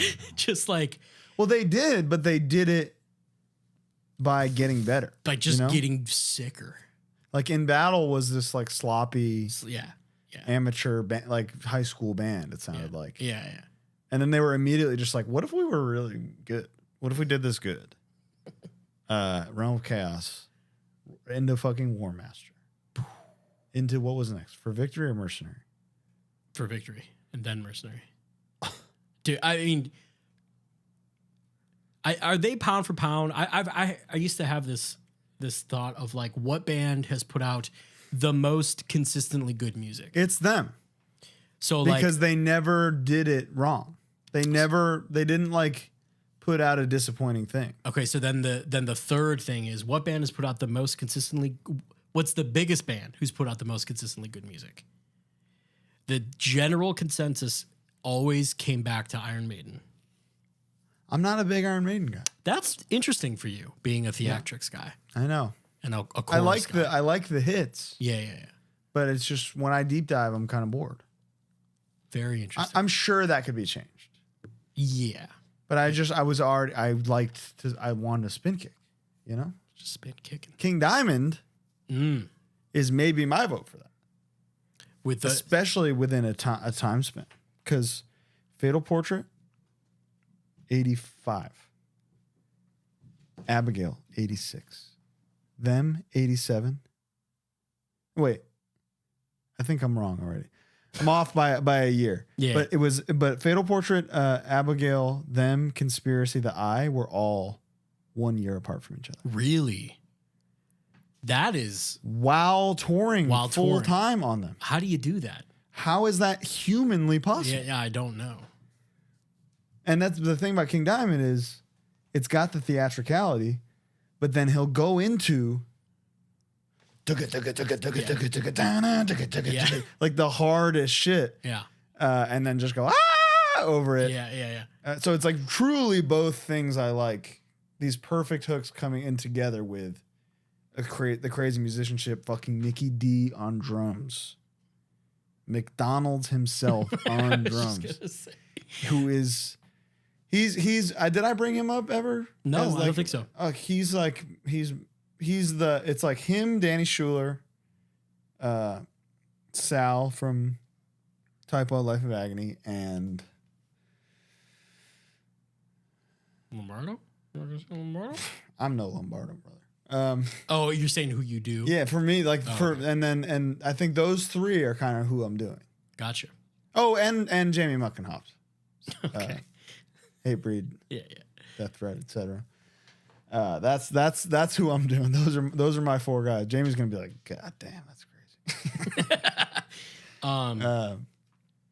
So you think the biggest band you can think of who's put out the most consistently good music? I think within a time span, it's hard to argue against King Diamond. But I mean, there's Metallica too. Yeah, but I'm okay with people only saying "Kill 'Em All" through Injustice because I understand what they're saying. I don't agree with it. I don't agree. I don't even agree with it at all because I'm not gonna sit here and be like the Black Album sucks or even say that it's a change. Right? It's an evolution. It's an evolution for sure. The writing was on the wall. Wow. Yeah, and that's coming from. I'm pretty tough. Yeah. And I'll say that was an evolution. Pantera's up there. Shit, dude. They've got how many records is 5? Well, there's the glam stuff, and then not counting the glam stuff. Cowboys, Vulgar, Driven, Trendkill, Reinventing the Steel. Reinventing the Steel is good. So 4, just like front to back. 4 Mona Lisa, dude. Crowbar. They've never put out a bad record. That's exact. That might be it. Yeah, I think that might be it. Pound for pound, literally and figuratively. They've never fucked up. What was the one? The like early 2000s. Oh, it's the one with the fucking Cemetery Angels on it. Oh my god. The New Orleans one? No. You think which one are you thinking? The one that came out like kind of recently, but it's probably like 12 years ago. Dude, Sever the Wicked Hand. Oh. Holy shit. Have you heard the song Cemetery Angels? I've certainly listened to. Oh, I thought you were describing the album cover. And I was Dude, the entire song is like Crowbar might be the hardest band of all time too. Yeah. In turn, like lyrically, it's the hardest shit because it's hard in like the personal type way. Yeah. Like real. Cemetery Angels is like a really the whole time, and then the breakdown is. I'm not even going to describe it to you. Okay. Yeah. I want, if you're listening to this, pause this right now and put on Crowbar Cemetery Angels and wait for this mosh part to kick in.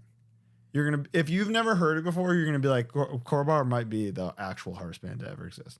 I put To Carry the Load on my top 3 breakdowns. Oh. I've said that before. Do you know the other two? Thrones of Blood, Suffocation. I think Doomsayer. I was gonna guess that. Yeah. We'll ask our guests next Thursday what they think are the top 3. Your doom awaits you. Your doom fucking awaits you. Unbelievable. I do Beholder of Justice might. Dude. I listened to it today. And they do it 3 times. The song is so simple. Yeah. But it's just I played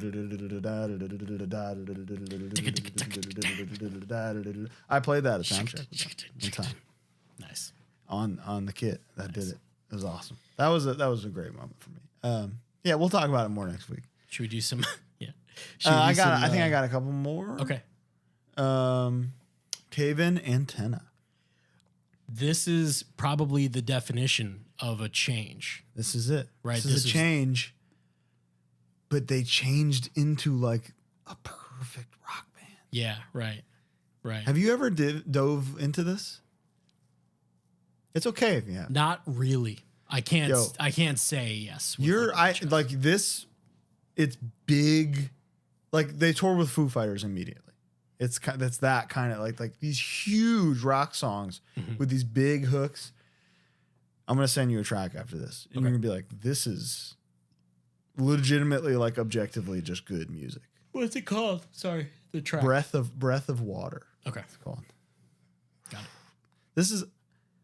I liked all the stuff.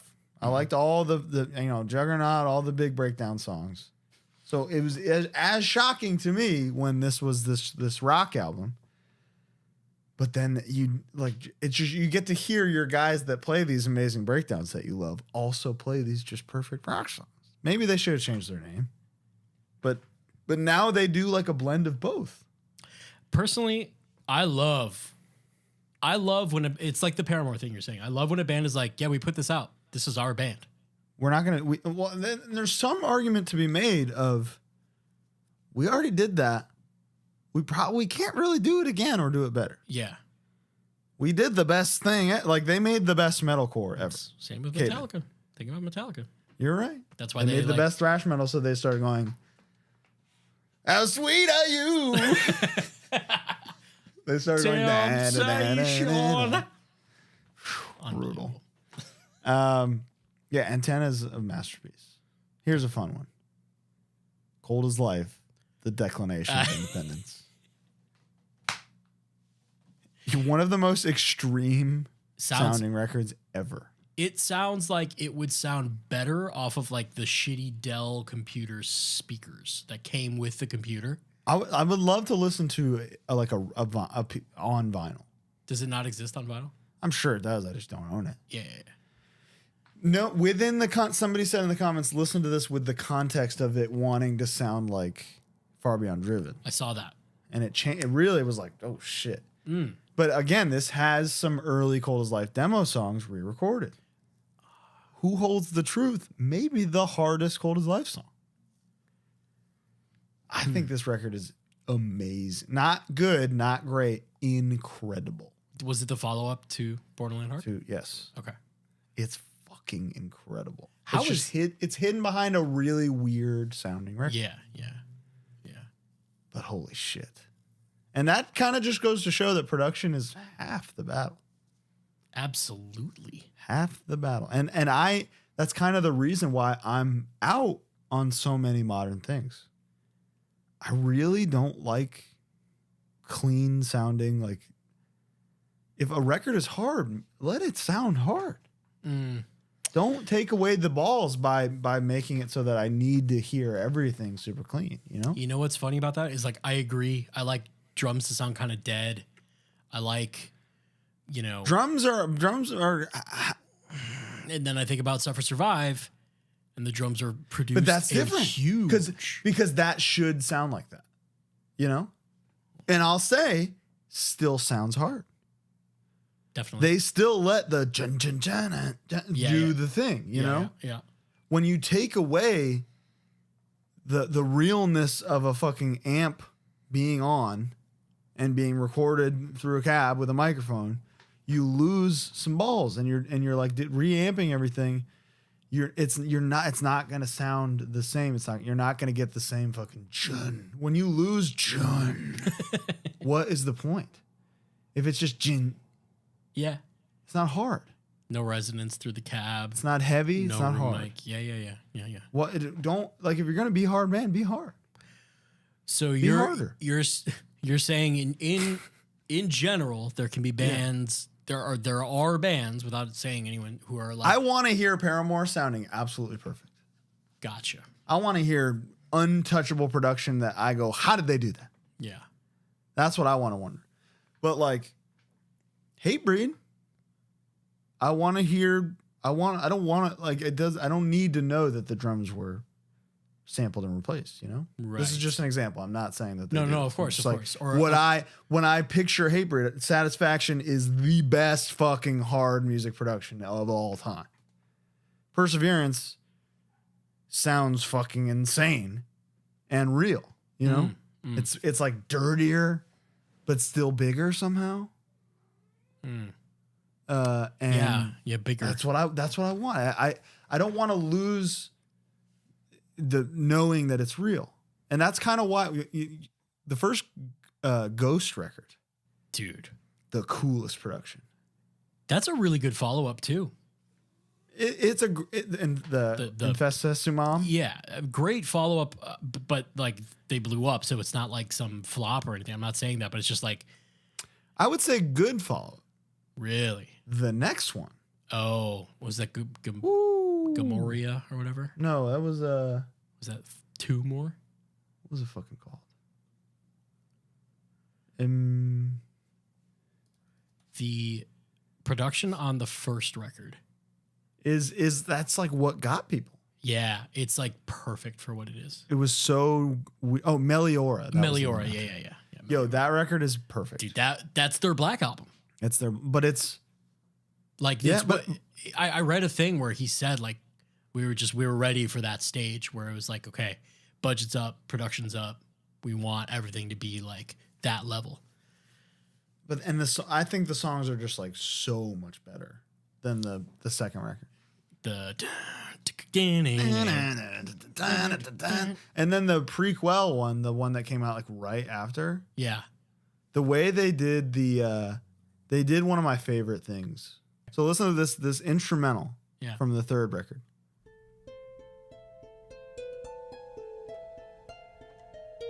And then the breakdown from the first actual song on the next album. Sick. Yeah. You know Daddy loves a callback. A deep callback too. And that's a random instrumental that they just tossed on there. And he was like, no, this is pretty hard. I love little touches like that. They lost me for sure with the last one. For sure. But seeing them, I didn't really have a good time because it was so perfect. When it was the summer, they played Lollapalooza where they had just a huge red backdrop at Lollapalooza that says Ghost in the old logo, and it was Papa 2. That's probably awesome. It was Papa 2. They did a secret show at the Double Door where we played the last show on our tour. Right. There was 200 people there. Wow. It was fucking perfect. That's all. See, that sounds like what I would want. They They wouldn't have time to dial in all the fake stuff. They have to play. They just had to play. Yo, and that first guy they had playing drums, holy shit. The open-handed guy, he was sick. He was that's crazy. my shit. Yeah, I know. My brother, dude.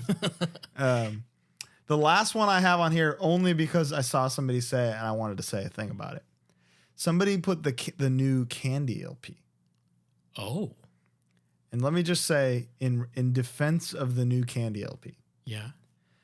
The day that this record was announced, the bill to outlaw abortions was leaked. So nobody was fucking talking about the Candy album. That just they spent years on this thing, announce it. Oh, guess what? Also, abortions are probably getting outlawed. So rightfully so, the whole country is like, what the fuck? Yeah. The day the album releases, the fucking bill passes and abortions are outlawed. No way. So, like, yeah. Why would anybody talk about anything else in the world? Yeah. You know? Yeah. Wow. So that's like, that's 9/11 for women, you know? Yeah. Totally. Like for reproductive rights in general. Yeah. Sorry, not for women, for people who can give birth. Yeah. Apologies. Wow. So I feel for Candy there.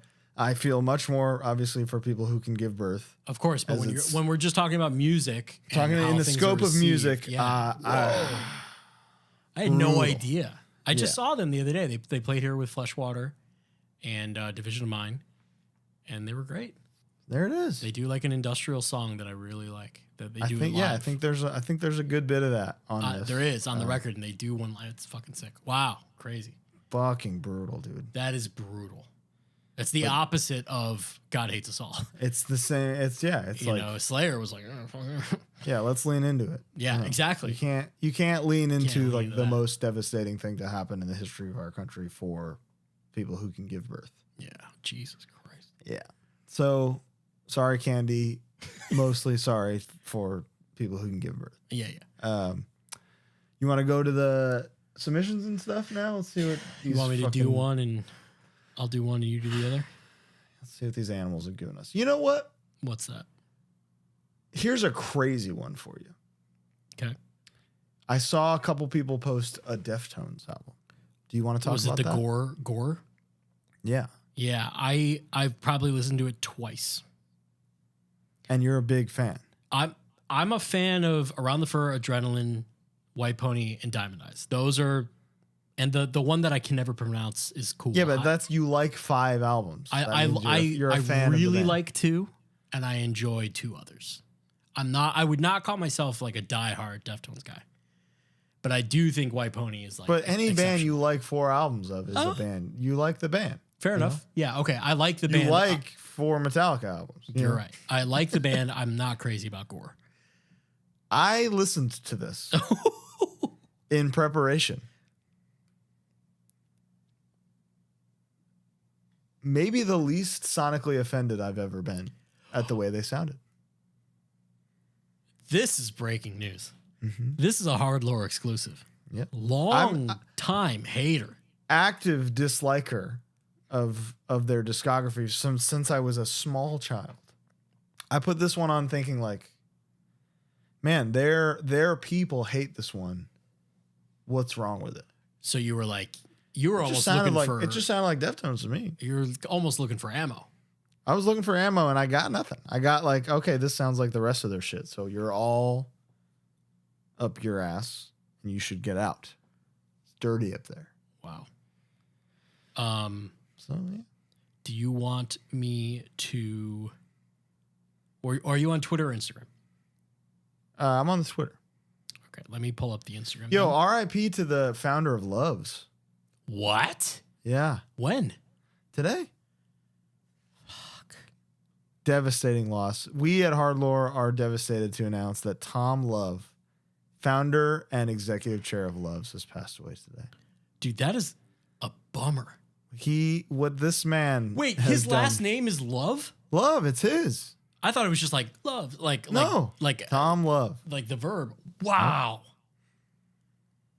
R.I.P. to a king. R.I.P. A safe haven for touring people, dude, of the country.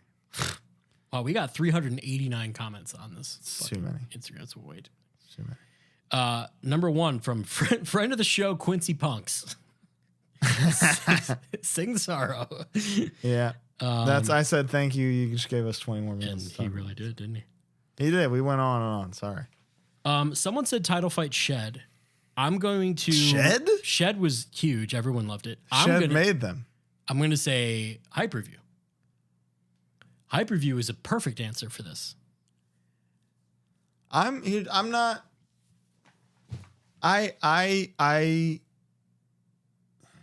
It's not my genre of music. It's not your genre of music. It's not. They're not making music for me. But when I heard it, I was like, yeah, this is the best version of this. Okay. Exactly. So being like a saves the day guy. And Australian saves the day. Yeah, Australian saves the day fans be like, being into Lifetime and Saves the Day and all that that kind of thing. The fast title fight stuff wasn't really my vibe. I had heard it. I understood it and I was happy that they were doing well. I liked all of those guys. When Hyperview came out, I'm not even joking you. We listened to it in the van daily. That record fucking rocks. it's a change. It's a huge change. It's not much of an evolution. And So people weren't digging it. but I think now Now it's a tourist attraction, this wall. Yeah, totally. The wall, yeah. There was, while abortion was being outlawed, there was a change.org petition to save this fucking wall. So that says a lot. So who said Vauxhall and I? Dude, someone was very, not offended, but she was like taken aback that I chose Vauxhall over anything else, especially over Viva Hate. Viva Hate? Dude. Viva Hate is barely good. Please continue. This is only good for me because, she said that to kind of get back at me for blah, blah. Oh, okay. Viva Hate, barely good. Warzone self-titled. I didn't want to say too many hardcore records because like, let me see what's on this. No hardcore band is good forever. That's not how this works. It's a youthful genre of music. It's for the kids by the kids. Ooh, here's a good question. What hardcore band do you think has put out like close to 100% perfect? Terror. I would say Youth of Today has no bad songs. I'm not with you. I know. I think Break Down the Walls is like, you put down Break Down the Walls title track, and that's museum. That goes in the museum, you know? Yeah. Of like, hey, this is hardcore music. This is what you do.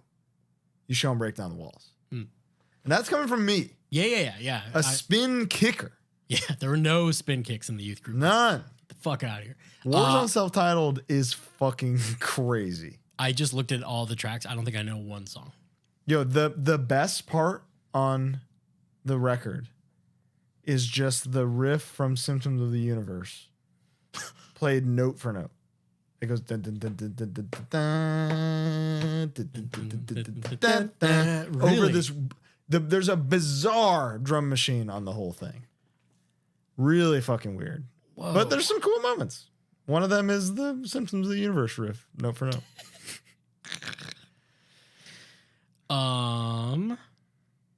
Let's see what's next, dude. This is good. Someone said Morbid Angel, your anus one. Yeah. Someone said Any Sabbath after they lost Ozzy. There you go. Get out of here. Oh, Entombed, Same Difference. Crazy one. That appeared a few times. Yeah. I don't like it, but I do like To Ride, Shoot Straight, and Speak the Truth. Is that a record or a song? It's a record. Okay. That's the one that's like the what do people call that? Like I don't know. Something rock, like doom rock or something. Okay.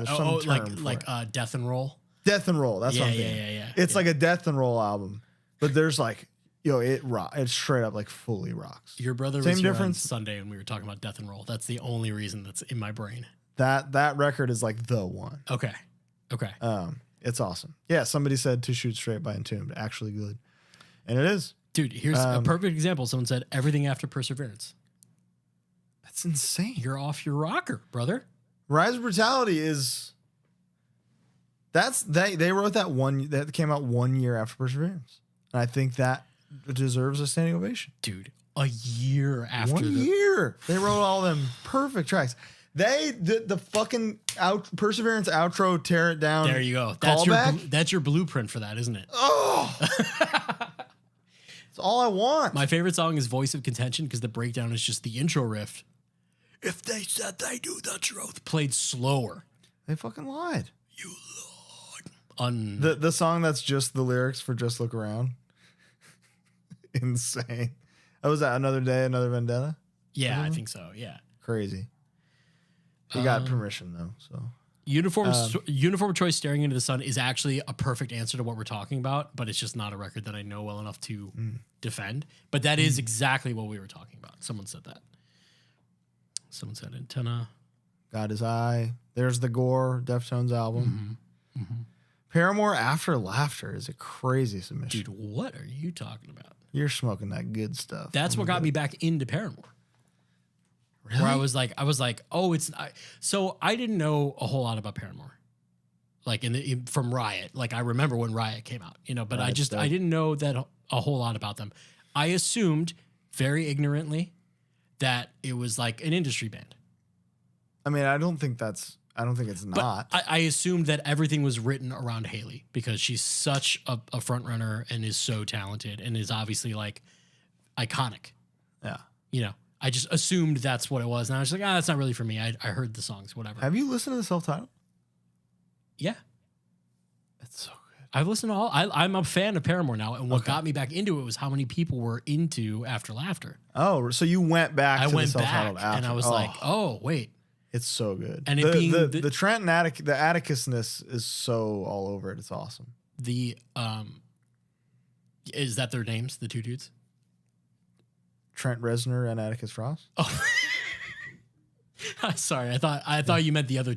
No. The Atticus two guys produced who are in the self-titled, band. and it's like all over it. Gotcha. It's really cool. Let's see, dude. What is somebody put the Citizen As You Please one? That record rocks. I'm a Citizen guy. Okay. That has their best two songs. You think so? Yeah, I think it's the first two songs. Is that the one with the stars? Yeah. Yeah.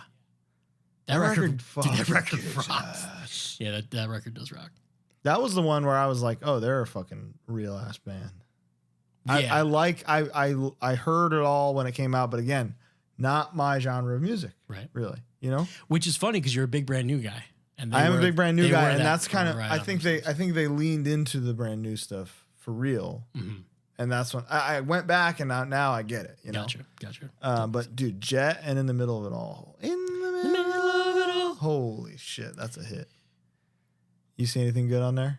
Dude, somebody said every hate breeds since satisfaction.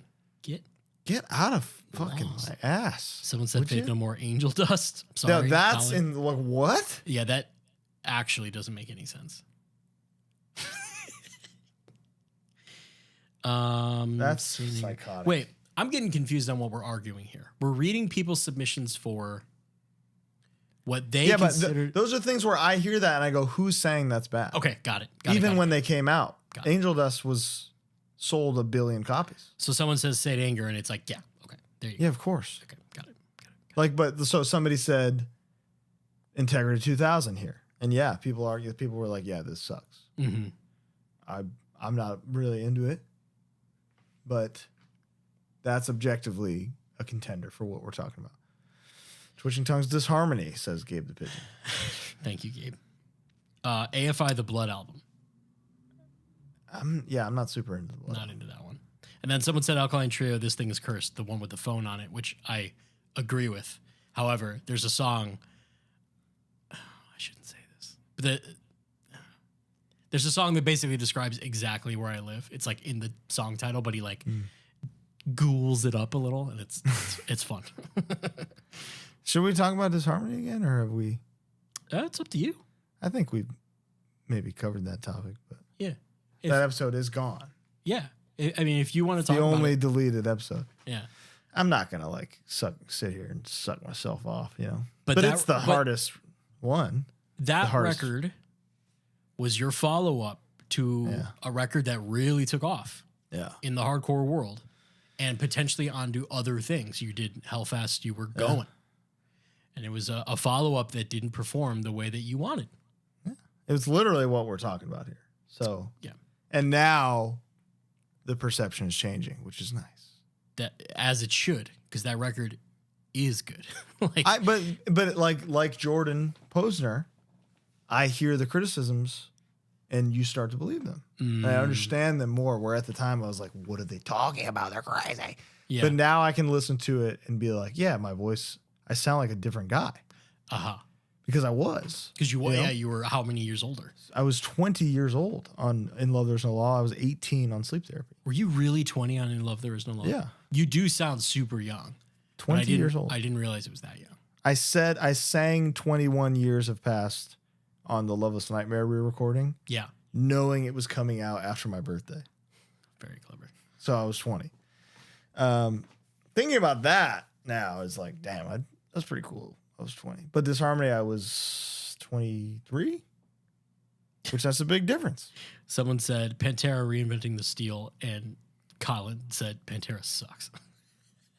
Did he? Yeah, directly to him. little tyrant out there. Killing Time, The Method, yeah, certainly a contender. I don't want to shit on too many hardcore records because it's just no hardcore band can be good forever. It's not easy to do. The kids. Yeah. Dude, Judge has 3 releases. Yeah. The last one is bad. So like really think about it. You know what I mean? Yeah. And by bad, I'm talking about a Led Zeppelin cover and The Storm. Right. 2. You know? Yeah, but that Zeppelin cover is sick. I mean. Sick of It All, Built to Last, yeah. Agnostic Front Warriors is wild. And then the Blacklisted, No One Deserves to Be Here. That was a change. This is a contender. That was a big change. They lost a lot of people with that one. It was very ambitious. But again, they never were write the same record twice type band. Dude, of all the bands of like that era who was constantly pushing and like exploring ideas and doing musical shit, and we just saw Beans in Baltimore just the other day. He was there with his kid. And like I remember specifically being like, oh, I'm going to do some of the stuff that he's doing. Because they were always kind of just doing cool shit. They were pushing the envelope. And again, never did it the same twice. So why would they? What were you expecting? You knew they were going to get wild with this next one. So someone said Typo Dead Again. How do you feel about that? Dude, Dead Again rocks. What's your real least drums? Favorite? Is it Dead Again or Life Is Killing Me is your least favorite? I mean, that's not fair. Well, it would be Dead Again because I think Life Is Killing Me is like a lot of their best songs. Dude, someone said Broken Glass Crowbar doesn't hold up compared to the other albums. That he must eat broken glass. that might be one of the wildest takes I've read. Actually, that's dumb as hell. I think that record fucking rips. Yeah, it's in the museum. You know, that's the new expression. It's in the museum. It's in the museum. Sure. Dude, I told you I thought of something new the other day, and I've already used it. Somebody put sinking ships. What was it? What did I say? Someone was out there, and a friend of mine met some like another hardcore kid from Canada, wherever they were, and they were just like talking about stuff, and they recommended HardLore, and I said, "Out there doing the lore's work, baby." Oh, that's too damn good. That's good. Cold Lake, Crash Love, a lot of these Cold things Lake's fucked up. 18 Visions Obsession was that for sure. Big change. Tons of hooks. Now it's fond. Now people look back at it fondly because Tower of Snakes is so hard. How about Haymaker by Throwdown? When it came out. No. Dude. No. When it came out, the reception in my circle of friends was not good. It was not good. It was Age of Quarrel here, dude. Dude, I loved it because it made more sense to me than the previous stuff. No, it was Satisfaction. It was like the shit. Yes. But that's kind of... It's 40 minutes away. But it was like they were the... Throwdown, Haymaker, briefly changed the world. I love that record. It's fucking... I mean, it holds up. It does hold up. It's a shame they booked that fucking show the same weekend as Sound of Fury. What an elderly thing to do. Is that true? It's the same. Yeah. Oh, man. That's AARP ass move on somebody's part. Because there's but that venue is like 400 caps, so it's gonna be 400 of the oldest motherfuckers you've ever. Oh, that's seen. cool that it's that small. This is a good one. Again, we're talking hardcore bands, and we're not trying to shit on anybody, but this is a good example because background music was such a major thing. Mm-hmm. We're down to We're Underground, the follow up. How are you going to follow up? Yeah. How do you follow up with a record that is a paradigm shift? Yeah. You either write bad or you change. write disharmony. You know? Yeah. It's you gotta figure something else out. End It said Leeway Open Mouth Kiss. I really don't like Open Mouth Kiss, so that's true. I'm I'm who they're talking about. And the like people didn't like this. Yeah. I don't really like Adult Crash either. I think it's fine. Hornet's Nest is great. I don't remember which record that's on. But Desperate Measures is so fucking sick. Someone said Glow On according to hardcore nerds. No. I mean, that's an example of an evolution working perfectly. And one that was on the wall. It was written there I'm going to tell you this straight up, dude. Yeah. And I said this you'll see this in the Justice movie whenever we put that out. Brendan sang for a band or played drums for a band called One Step Too Many long ago. I think it was like a Christian metalcore band. I think Brady was the singer. Oh. There's a song where Brendan does like a big part. I think it's called Take Me Out. Vocally? And I heard that when I think I'm Brendan's age. So it was like, I hear this peer of mine. Yeah. And my first thought is like, this guy's going to be famous, I think. Really? Whoever this guy is singing. Yeah. This is like this must be a famous guy. The part is insane. So again, One Step Too Many, Take Me Out. Brendan Yates, guest vocal on his own band. And it's like, damn, that guy's famous. Brand New Daisy. I fucking hated Daisy. Dude, I maybe I should revisit, but yeah, I don't like Daisy. When I first At the Bottom, amazing song. When I first heard it, I was like, well, there they go. Like, there they go. Yeah, you got to run out of hooks sometimes. Same, yeah. It's crap. Someone said Blink-182 Jason said Blink-182 self-titled. I don't fuck with anything after Take Off Your Pants and Jacket. Personally. I don't fuck with a single. Not track. One? Fuck no. You don't fuck with Take Off Your Pants and Jacket? I feel like that would be something Blink-182 represented everybody I hated. Everybody I hated and everybody that like bullied me. Yeah. Were the big Blink-182 fans on the block. Right. You know, like I was getting my ass whooped. That would have been me. Big you would have gotten it back. So, let me just, if you're listening, Henry Peterson. Fuck you, Hank. I'm gonna fucking you someday. Sean Dude, Quinn, you're all right. You can't say that on the podcast. I'll bleep it out. Yeah, you gotta bleep that out. Who else? One of them is dead, so it's like not even. I'll do it again. Sean Quinn, you're all right. Asan Good, and you're my boy. You know that. That's my boy. He was cool. Yeah. Somebody said Code Orange underneath. Friends of the show, listeners of the show, Code Orange. I refute that. Yes, I agree. I refute that, and I think this is an example of an evolution and not a change. It was on the wall. I think it was completely on the wall. From Iron King on. Yes. Yeah. I think maybe it's less hard because of the gimmicks. Mm-hmm. But they were telling you every day, hey, these gimmicks are coming. We're doing the gimmicks. Is there a better example of a band that is abiding by the figure something out or be like right bad? Like they're pushing every envelope that they can. Yeah. Every single direction. I think the blowback to the Out for Blood song is so stupid. because it sounds in line with this album. That to me sounds in line with their discography. I feel like they could put out everything that they put out from, forever on was only going to amplify people wishing they were still kids, and like doing the like, it's the same thing. I remember when they were kids. Shut the fuck up. It's the same thing as Harm's Way Protein. Yeah. It's the same fucking thing.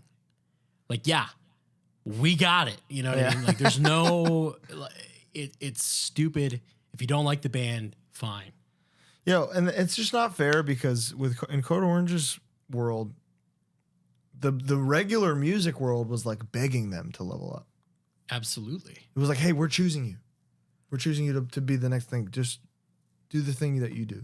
Like, keep doing it. Do it bigger. Do more. Twice Grammy nominated. 2-time Grammy nominee. You can't take it away from them. Just get over it. They're not the kids. Just get over it. Just get over it. I guarantee you the next thing they do is gonna be hard as shit.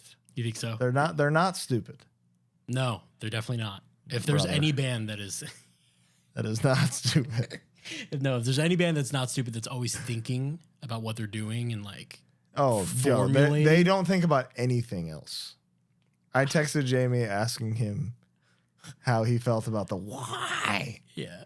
And his response was, I'm buried. It's fine. I'm buried. But then he said, I'll be back, though. Someone said Cro-Mag's Revenge. That I would agree with. Revenge is fucking awesome because it's just the White Devil record on steroids. Right. Because it's only those Paris. Songs and then more. It's Paris. It's Paris and Harley, right? Yeah. That's it. Cro-Mag's Revenge is the shit. It fucking rocks. I can't believe I didn't bring this up earlier. Because the White Devil record is a masterpiece. Therefore, Revenge must be too. Yeah, right. I don't want to say like I'm stealing half of those riffs. So I've been planning on it for a decade now. So I'm not shouting out any tracks. But Revenge is the shit. I'm trying to load more comments and it just won't load. There's just too many. There's almost We're 400. so popular. Terror, the damned, the shamed, somebody said. The damn shame on you for saying that. Damn shamed is insane. I'm trying. There's one song like right in the middle of the record that Betrayer. Rocks. Dude. Betrayer. It's Five Deadly Venoms. Yeah. Think about what you were just said, the way you were just saying that. Yep. Damn the Shamed is Five Deadly Venoms. It's fucking sick. Blew my mind, brother. Yes. So anybody go back, if you skipped over Terror the Damned the Shamed, like I said, damn shame on your B-word ass. The record is amazing. Oh, wow. You just blew my mind. So many. What do you have a record by one of your favorite Let's end bands? it with whatever you're about to say. A record by one of your favorite bands. Mm-hmm. I'll think of another example, but a good example for me is Kill 'Em All. Okay. I just don't, it's not for me. It's not what I go to my favorite band for. What would be your band like that? Like a band that, like your big four bands. So for you, Life of Agony, Biohazard, fucking Typo. It's so funny that those like Typo is in there, but Life of Agony's not in there for you? it's tough to say because like I Live and Die by River Runs Red, but it's like a Master Killer type situation. I got you. It's like I putting the band in there as an entity isn't really doesn't because they're so different from what that was. It might be Candlemass, Epicus, Doomicus, Metallicus, which is sacrilege to some. That is a perfect answer to the question I was asking. Like it's that to me saying that is like sacrilege. Yeah. But it's you're looking for Nightfall and On. I'm looking for Nightfall and On, which dude, the newer Candlemass stuff is all good. Oh, really? Oh my God. Whoa. Crazy good. Yeah, we should call it there. Yeah, this is a long one. This is a good one. There were a lot of great albums that a lot of people considered bad. So the real twist to this episode is that there are no bad albums. That's the other than the spoiler. few that were tough to defend. Other than anything Red Hot Chili Peppers, the White Stripes, and Aerosmith I'm with you on White Stripes for sure. put out. Those are only bad records. Enemies of art. Thank you so much for joining us. This is HardLore. Popstar, the greatest comedy of the 2010s. Bo Looters is scum. Thank you so much. Bye. Main. Bo Looters, you're an overrated piece of shit with your own